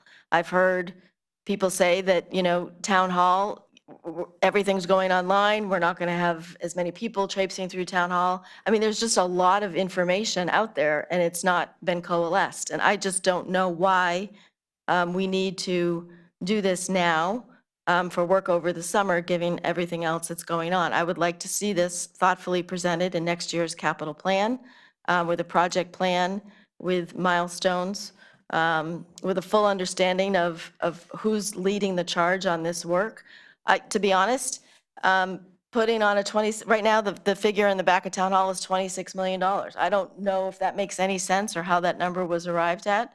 So I'm just, again, I'm where I was at the end of March. This kind of came fairly suddenly. I appreciate, this is no shade on the work you're doing and your goals. It's just, again, for me, priorities, timing, giving everything else that's going on. Mr. Fenton? Yeah. I would echo what Laura said, and I would just add on, I'm reading through the CIP sheet, which is A&E for the back of Havemeyer, but also identifying multiple relocation options. I just think that this is kind of step two, and what I would really like, we could discuss conditions and whatnot to try and get step one done or get that actually included in what the appropriation is for. But it would just make more sense to me that we actually just start fresh sheet of what is that appropriation that can come before us in a month, but that it's much more thoughtful and like, to me, that is more holistic and really drives on the understanding space needs across Town Hall and the safety complex and other buildings, and really having a holistic view of this and our assets, because I really think that is the structure by which we can then, as a BET or the next BET in however many years, can appropriate 26, 40 million, whatever, to build an addition onto Town Hall. Mr. Fisher? Yeah, I think step one is being done already, and we're going to hear the results by beginning of June. I think this is step two. I hear, talk that, maybe more people will be working virtually. But Mr. Weisbrod's former boss just called everybody back into JP Morgan. Remote work doesn't work very well. I know the finance department doesn't permit it, except in extenuating circumstances. Looking at utilization across the town is a huge project. But if you think there's some sort of a magic bullet in that, I don't see it. I mean, Jim Michael has told us they look at utilization in this building all the time. We've seen them restructure it, restack it to great success. I think, with all respect, you're delaying this is not serving the town very well and should not happen. We should just move forward. Now is the time. All right, I think we've discussed this. All right, are we ready to vote? Yep. All those in favor signify aye. Aye. All those against? No. So the vote is 2-2. Mr. Weisbrod, I leave it to you to put it on the agenda or not as you see fit for Monday's meeting. Yeah, let's put it on the agenda. All right, so that'll be a non-routine item. Thank you. Thank you very much. Thank you. Does anyone need a quick break, or are we good to move on? We're good to move on. Okay. All right, I'm welcoming Bill Finger, who's co-chair of the Affordable Housing Trust Fund Board, along with Anthony Cicchetti, a member of the Affordable Housing Trust Fund Board. Mr. Fisher, can I have the motion? Yeah, I'd like to move PZ1. It's under planning and zoning. It's an interim appropriation, $400,000 to the Affordable Housing Trust Fund. And for the information of the public, this is sort of a trade between some ARPA monies that would come back to the town. Second. I will second that. All right, Mr. Finger, thank you for coming. Thank you.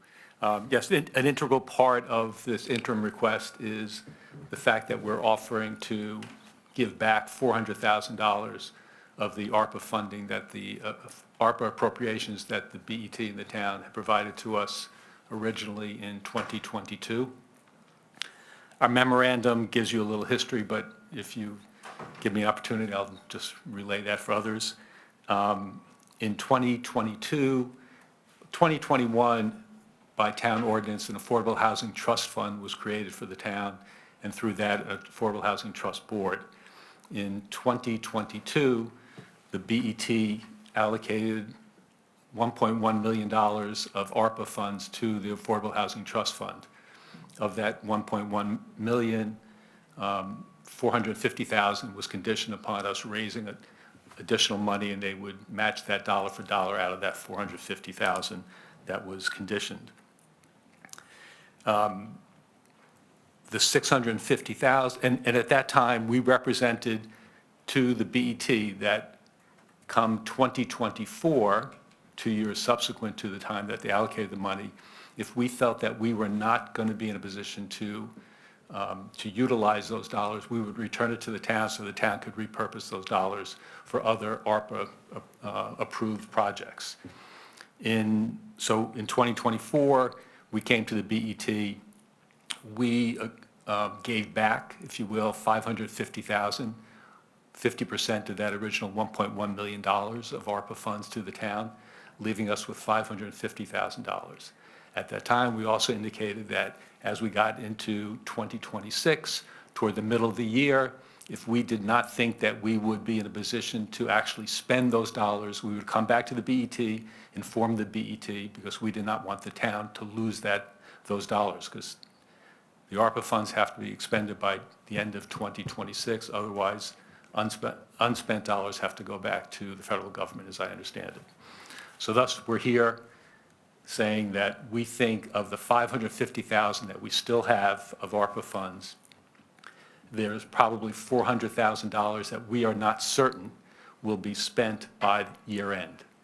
And we're offering to give that back, or we'd like to give that back. And when I say we're not certain it's going to be spent, we cannot dictate when those dollars are spent. We've made what we call conditional commitments to developers of projects. They're 830G projects. And they have received approvals. 5 of the 6 conditional commitments we've issued have approvals by planning and zoning. The 6th one actually, I think, may get approved tomorrow night, or maybe today at planning and zoning. But once a developer, a property owner receives an approval, that approval is good for 5 years. And we cannot control when they decide to go forward with the projects. So right now, we have $450,000 of outstanding conditional commitments that we've actually issued. We have letters that we've issued to project developers and property owners. We have in front of the board now 2 projects, prospective projects that were presented to us at our last month's meeting. We have another meeting tomorrow, and I was on a call with somebody today. There will be another project that will be before us tomorrow. Of the 6 commitments we have outstanding now, 2 of them we expect to, I'm fairly confident will close before year end. One actually possibly this week. That's a $100,000 loan for a project. And another one is $50,000 loan for a smaller project. So we think we've made good use of the money. And to give you an idea of the good things we have done with a small amount of money, what we do is we encourage 830G developers. 830G is a state law that allows developers to come into a community that has less than 10% of their housing stock as affordable. The developer can come in, present a project to planning and zoning, does not have to meet zoning regulations. Planning and zoning can only deny that project if there's a risk to if there's a health or safety risk. Absent that, there's no basis for a town to reject the project. If they do, it goes to court, and the town has the burden of proving that there's a health and safety issue. It's not a burden on the developer. So the tact that we take is we meet with developers. They present to us their project under 830G. It's called 830G set aside, which means that at least 30% of their units have to be affordable based upon state median income rents. State median income is quite low. It's much lower than area median income, which is what the Greenwich income levels are. Under set aside, half of those 30% of affordable units, so 15% have to be allocated to residents whose income is 80% of 60% of AMI, and the other half at 80% of AMI. So the income levels are quite low under set aside. Our public works employees, public safety employees, teachers, they as individually or as families, their income levels exceed those thresholds. So a lot of the set-aside units that come through 830G are not available to typical employees of our town and a lot of the people who work in town. Under 830G, there's a provision for assisted housing. Assisted housing means that if a developer or property owner receives financial assistance from a governmental entity, municipality, that can be in the form of outright dollar grants, loans, tax abatements, they can set, the town, municipality, they can set the affordability terms.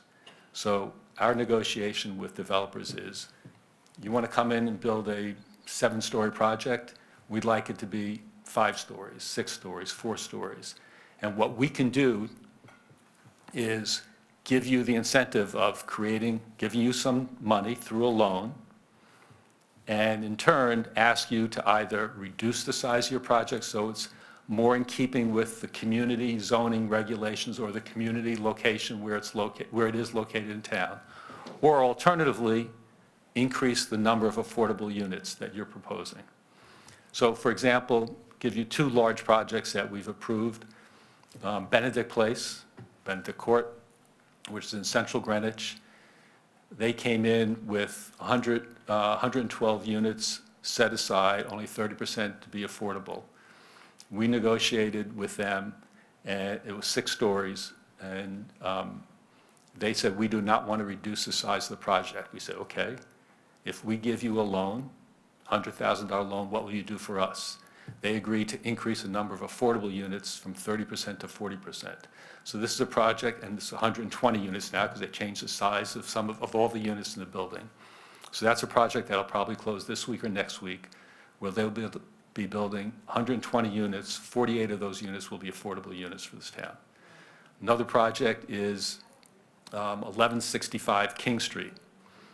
That's a project that was approved recently by Planning and Zoning. The original proposal was for 210 or 200, it was 210 units, 5-story building. Again, we said, if we make a loan to you, what will you do for us? And they've agreed to reduce the size of the project from 5 stories to 4 stories. So those are the types of things that we do. We think we've been very successful with an extremely small amount of money in our trust fund. Unfortunately, we don't have enough money to be able to do things to encourage affordable housing ground up. We can't help for example, Greenwich communities. We just don't have enough money. So we're trying to work with the small amount of money that we have. And absent this fund, the Affordable Housing Trust Fund, and the dollars, we have, as a town, don't have the ability to try to get developers of these 830G projects to bring in projects that are more in keeping with what we view as more appropriate for our community.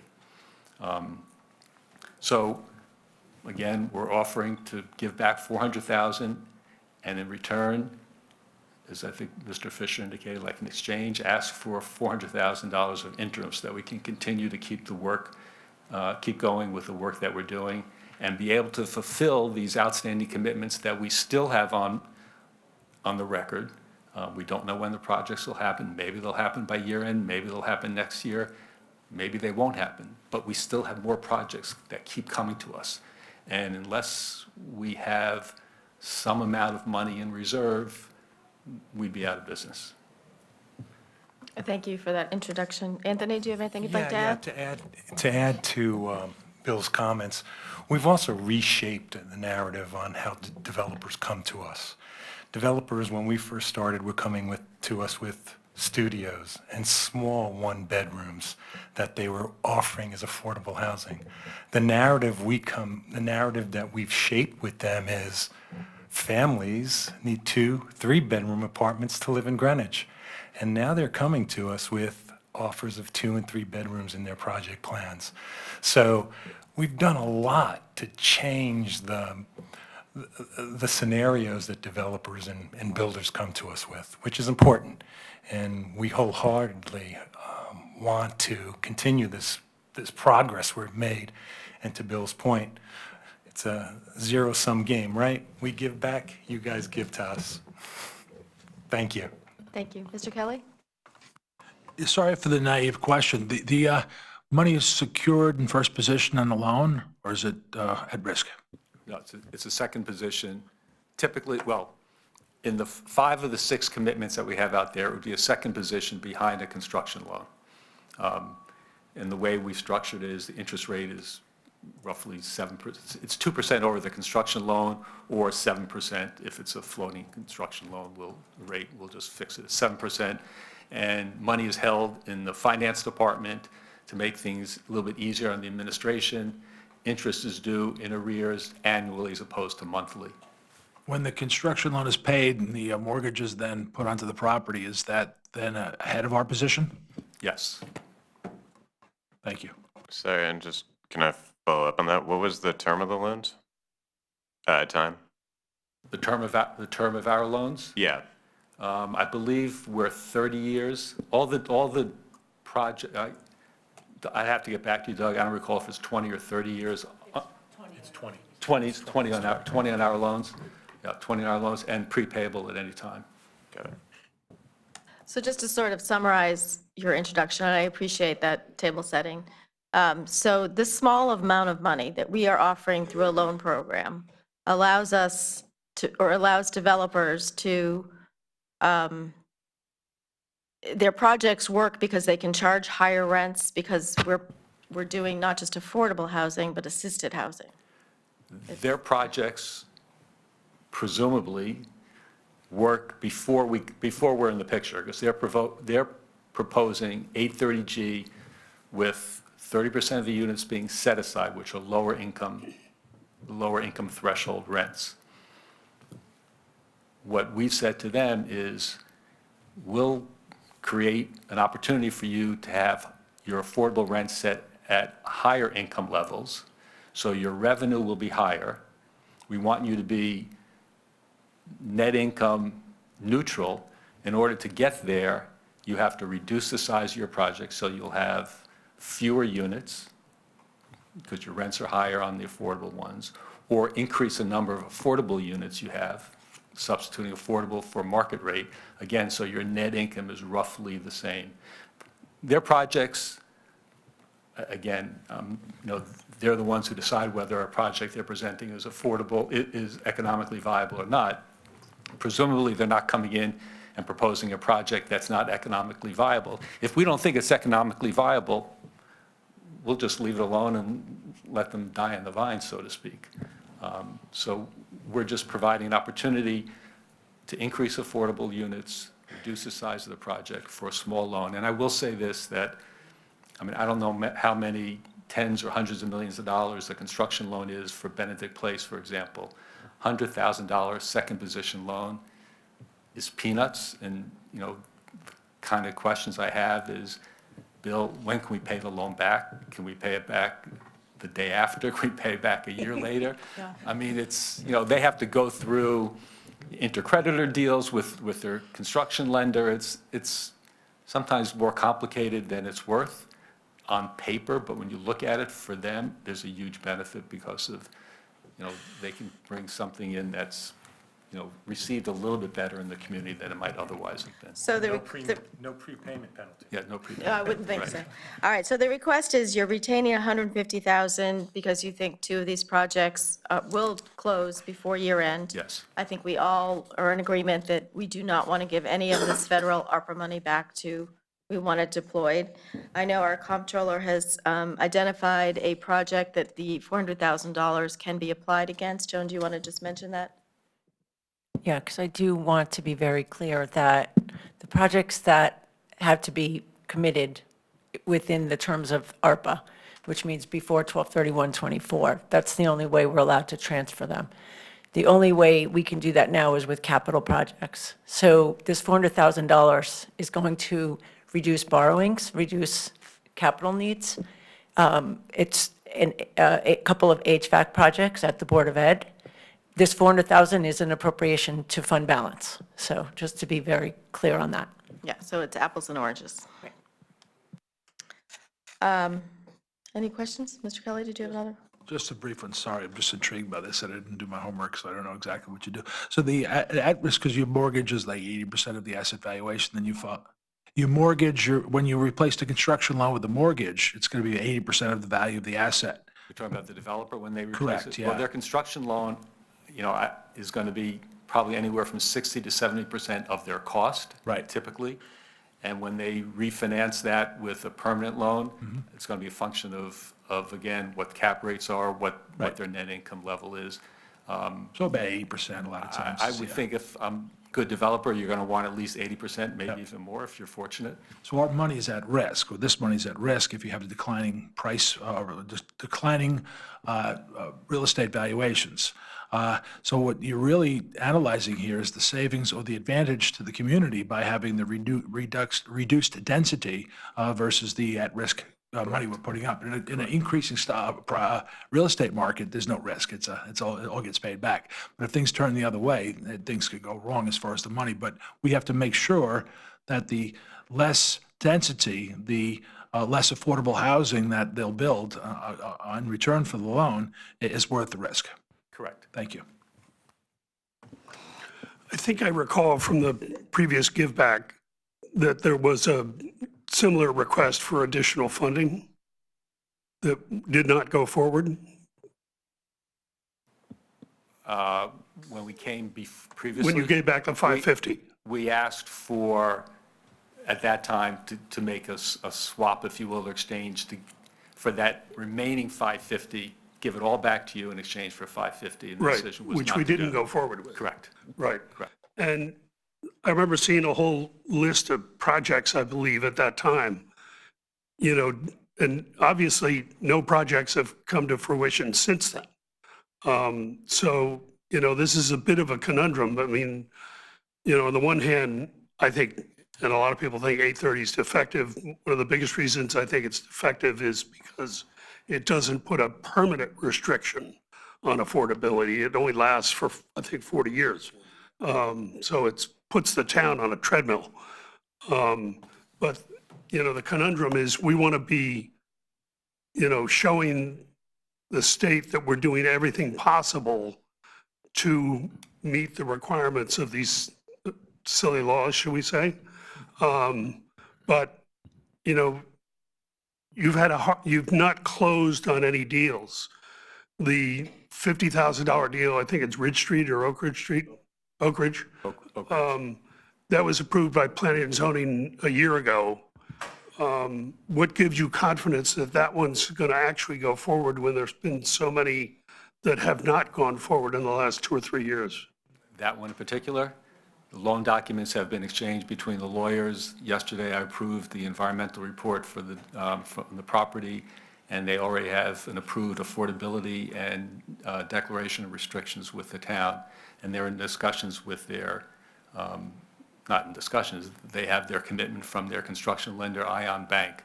So that's the one that I'm fairly confident is probably going to close within the next maybe 30 to 45 days. Okay. And again, with Benedict Court. Yeah, that one seems more likely. Yes, Yeah, yes. I get that one. Okay, thank you. All right. May, one thing? Sure. You're right, Harry, about the treadmill, if you will. 830G requires there be a deed restriction for 40 years. What we've done on one particular project that is not a rental project, it is a condominium, a for sale project. We've negotiated with the developer to put those affordable for sale units, have a deed restriction in perpetuity on those. That's great to hear. Thank you. So I view this as a tool in our toolbox. I mean, I think everyone is frustrated with 830G, excuse me. And we want to do everything we can to accomplish the goals of not only increasing more housing, more diversity of housing in our town, but also maintain the character of our communities and neighborhoods. So I view this as something that other towns and communities have deployed with great success. I realize that there are, for a variety of reasons, which delay projects. I know a couple of these are in litigation. I know some of them are just, you know, who knows what. It takes longer to do things, as we well know from doing town projects. So I think this is, you know, I think this is a good solution, and I appreciate you coming to us now because we do want to be very buttoned up. Joan has to do quarterly reports. We don't want to scramble in September or, heaven forbid, December. So it would be nice to get this reported and appropriately accounted for by the June report. So I appreciate the timing. I would ask that you keep us apprised of, when Benedict closes, when Oak Ridge closes, just keep us apprised so we have a sense. And, also with the 400,000, it's at your disposal for current commitments and future projects. Just, keep us in the loop. Any, yes, Leslie? So David told me to speak, and then he left the room. So I do think that, looking back and to this whole program, the BET chose not to review any documents, not to, get, what we'll call it, a different kind of approach with this affordable housing, but to be supportive of Greenwich communities. And as Bill knows, we've had many conversations, and I think the point here was that he had that Affordable Housing Trust had extra time and could get these done before year end. However, my own personal preference would be to see that this money do go to an affordable, that there's no question that the town's money go to affordable housing and go to Greenwich communities, and quite frankly, not once again use it to reduce other town debt. But, that is a view, and, but I do think that, anything we can do to help Greenwich communities that has been successful and is helping us reduce those numbers would be very constructive. Thank you, Leslie. I think Joan has already answered that question because we can only apply the money to funds that have been previously committed by December of 2024. And I don't believe we have any projects associated with Greenwich communities. No, I'm sorry. I did not intend it. I said to come back to the town. Rather, the Affordable Housing Trust provide that funding to Greenwich communities. That way, there would not be that issue that you're talking about. So I could respond. Sam Romeo sits on our advisory council, and Sam probably has perfect attendance. That money is always available to Greenwich communities if they so wish to ask for it. They have not, and quite frankly, $400,000, $500,000, $600,000 is really not going to be that much of a plus for Greenwich communities when they're trying to raise millions of dollars for some of their projects. The hope is that someday we can have multi-million dollars in the trust fund, that we can be a value add to Greenwich communities, but we're not there.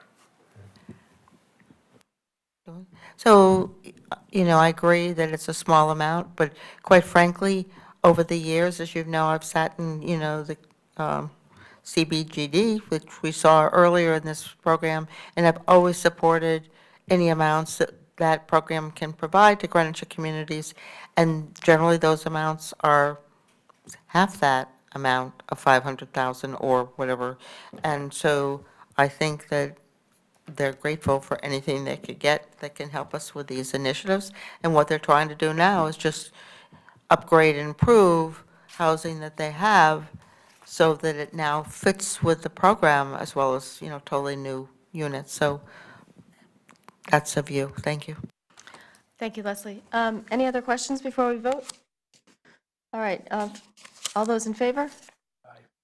Aye. Aye, 4-0. Any comment on routine or non-routine? Any thoughts? I'm comfortable routine, but David's left the building. All right, so I'm happy with routine. We I can think make we the recommend- recommendation, and then recommend routine. Mr. Weisbrod will get back to you to see whether or not you should appear before us on Monday night at our regular meeting. Great, thank you very much. Appreciate Thank you it. both. Thank you. Thank you. Thank you. All right, Beth Evans, thank you for your patience. And I don't know if we need to get Laura McGeechee back here or not, or this is a fairly, I think we'll be fairly quick with this item.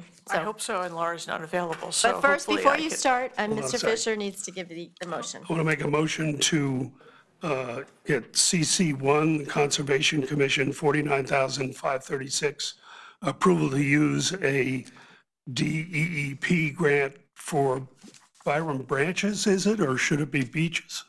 No, it's Byron Branches. Okay, well, I look forward to understanding what Byram Branches is. All right, Mr. Kelly seconds. All right.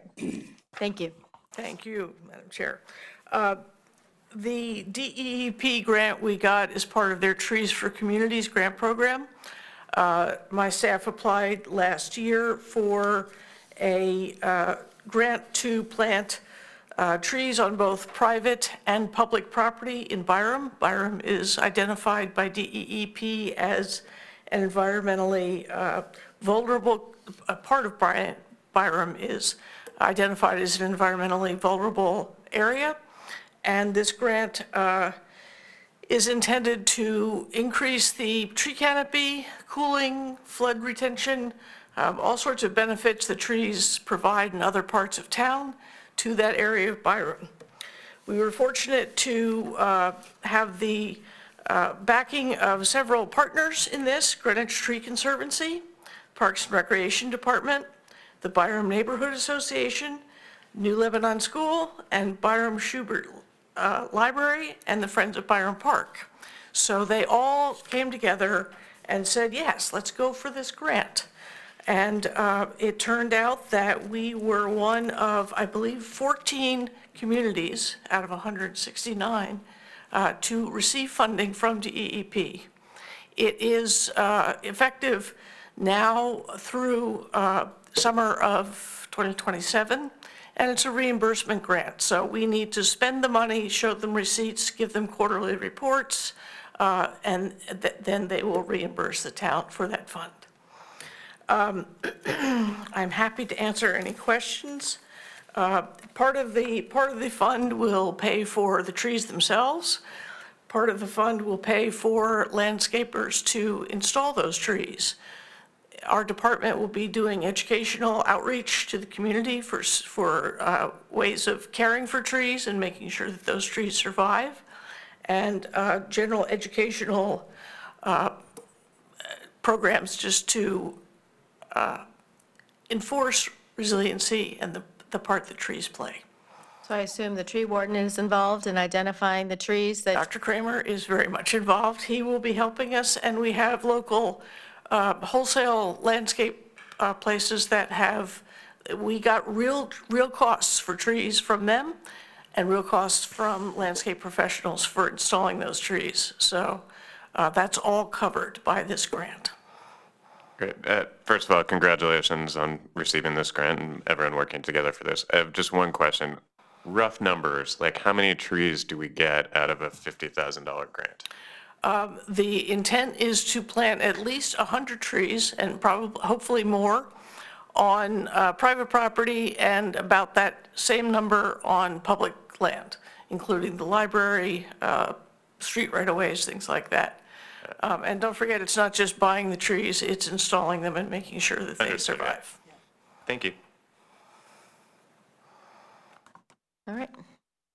And I would just note the contract has already been signed, and so Contract has you been are signed by ready to go, DEP. right? We're just waiting Correct. for the appropriation to the appropriate account. All right, all those in favor? 4-0, May I recommend? recommend routine? Absolutely. No objection. All right. Thank you very much. Thanks, Beth. Thanks for your patience and waiting.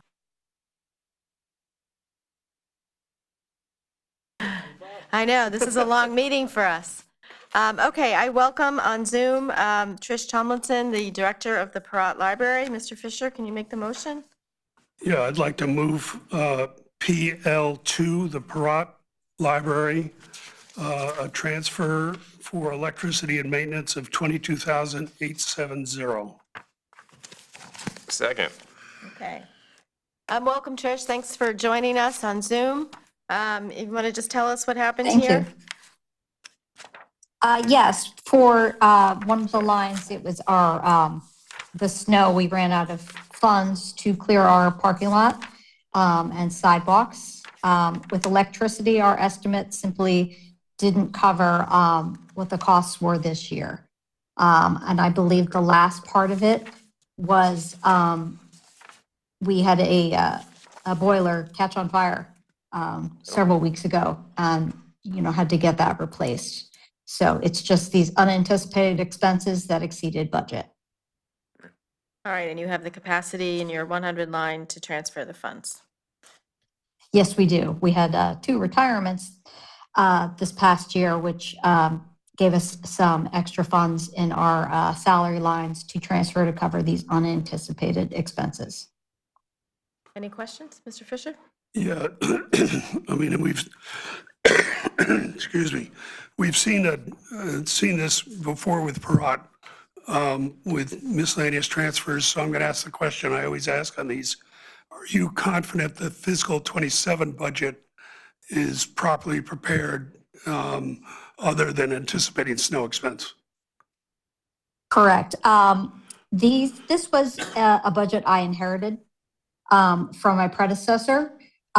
So the budget that is fiscal year '27 is one that I did, and I budgeted from $0 and put together actual real costs instead of just sort of adding 3% to what was there. So I believe the costs will be much more realistic Thank for you. fiscal year '27 and should cover. Thank you. Appreciate that. Thank you. Further discussion? All those in favor? Aye. 4-0. Make it routine. Make it routine, no objection. Trish, thank you so much. Thanks for joining us. Have a nice afternoon. Thank you. It was a Thank pleasure. you. All right, so, all right, that concludes our outside parties. Now we're moving on to some new business. We have our fiscal year-to-date 9-month report. Joan and Agnes, do you want to walk us through this? Okay, before you are the general fund revenue and expenditure results for the 9 months ended March 31st, presented on a budgetary basis. Overall revenues and expenditures are tracking favorably and are following a trend consistent with prior year, fiscal year 2025. If you want to go to the next page, we are highlighting some line items. Building permits are favorable to budget by $2 million, and in April, there's going to be an additional $243,000. Conveyance tax is favorable by $769,000, and in April, we'll be adding another $1.2 million. There's a couple properties that sold in April. One was Greenwich Place, and the other one is Greenwich Oak, that contributed to that $1.2 million in April. Filing fees are favorable by $473,000, and again, in April, there'll be another $99,000 added to that. Interest income is currently unfavorable. However, by April, we will be meeting budget by year end. And MSW tipping fees and permit fees continue to trend unfavorably compared to budget, which is an ongoing pattern. And it seems like the expenses related to tipping fees is also unfavorable. Yes. So the yes. spread is widened. Yes, yes. Okay, thanks for including that at my request. Appreciate it. Joan, additional comments? I was going to continue on for the Let me item. just make sure. Does anyone have any additional thoughts or comments? So just, if we look at, if we just look at kind of our run rate collection of taxes vis-a-vis the prior year, if I'm looking at this correctly, last year we were ahead of budget at 9 months, now we're slightly behind budget. And I understand in the end, we ended up with like an excess of 4 million, but is that basically going to be a negative use So of maybe I funds should versus- continue because, sorry, go well, it is a separate line, but it does all relate together. And then Okay. maybe we'll do, because I think this will get at please do. some of that.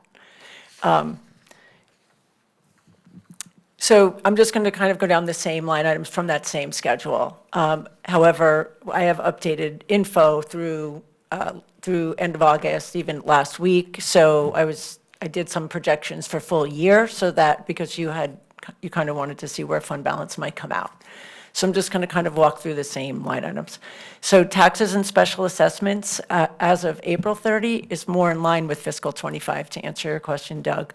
It's at 100.4% of the budget. So we're now estimating about $3 million surplus, which is less than last year.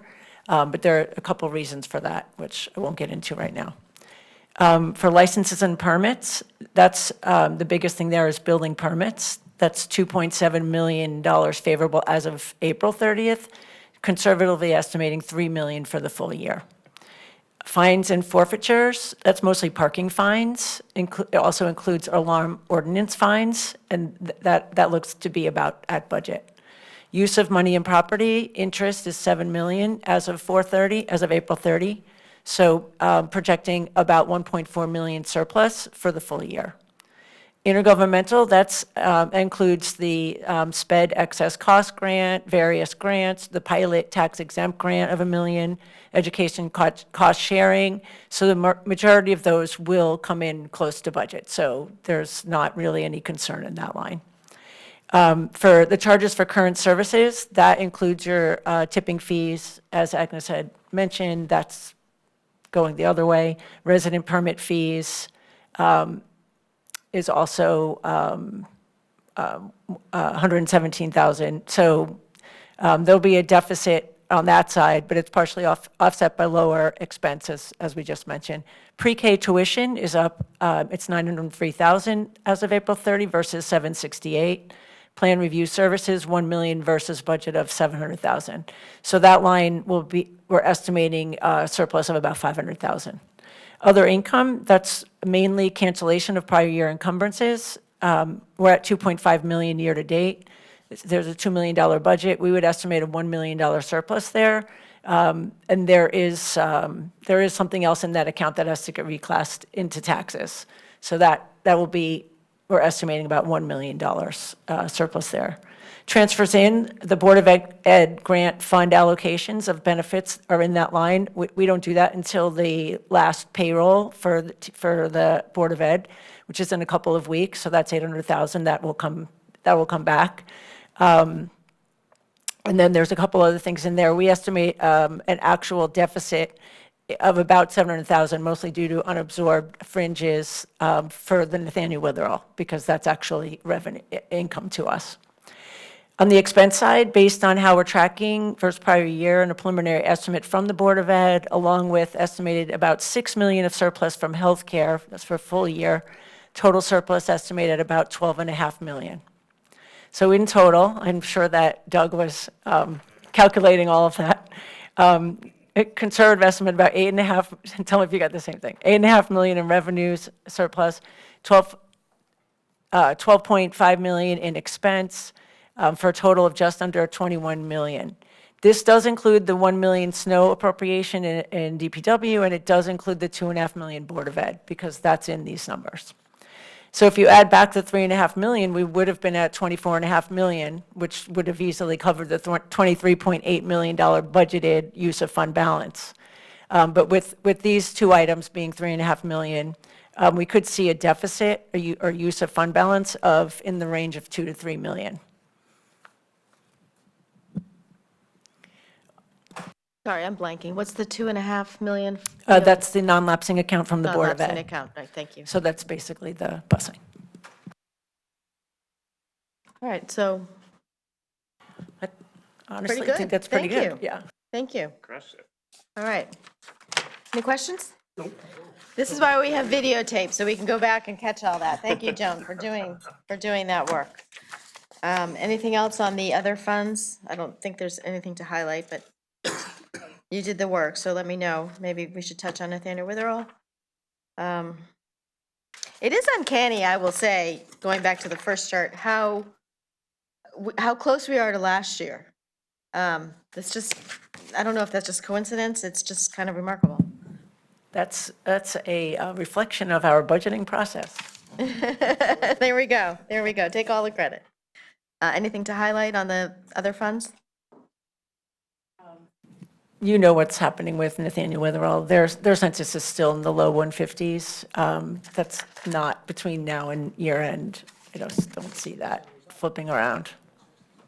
We did get to 160 and now we're back down. That's correct. And it's, I see the hospitalizations every day.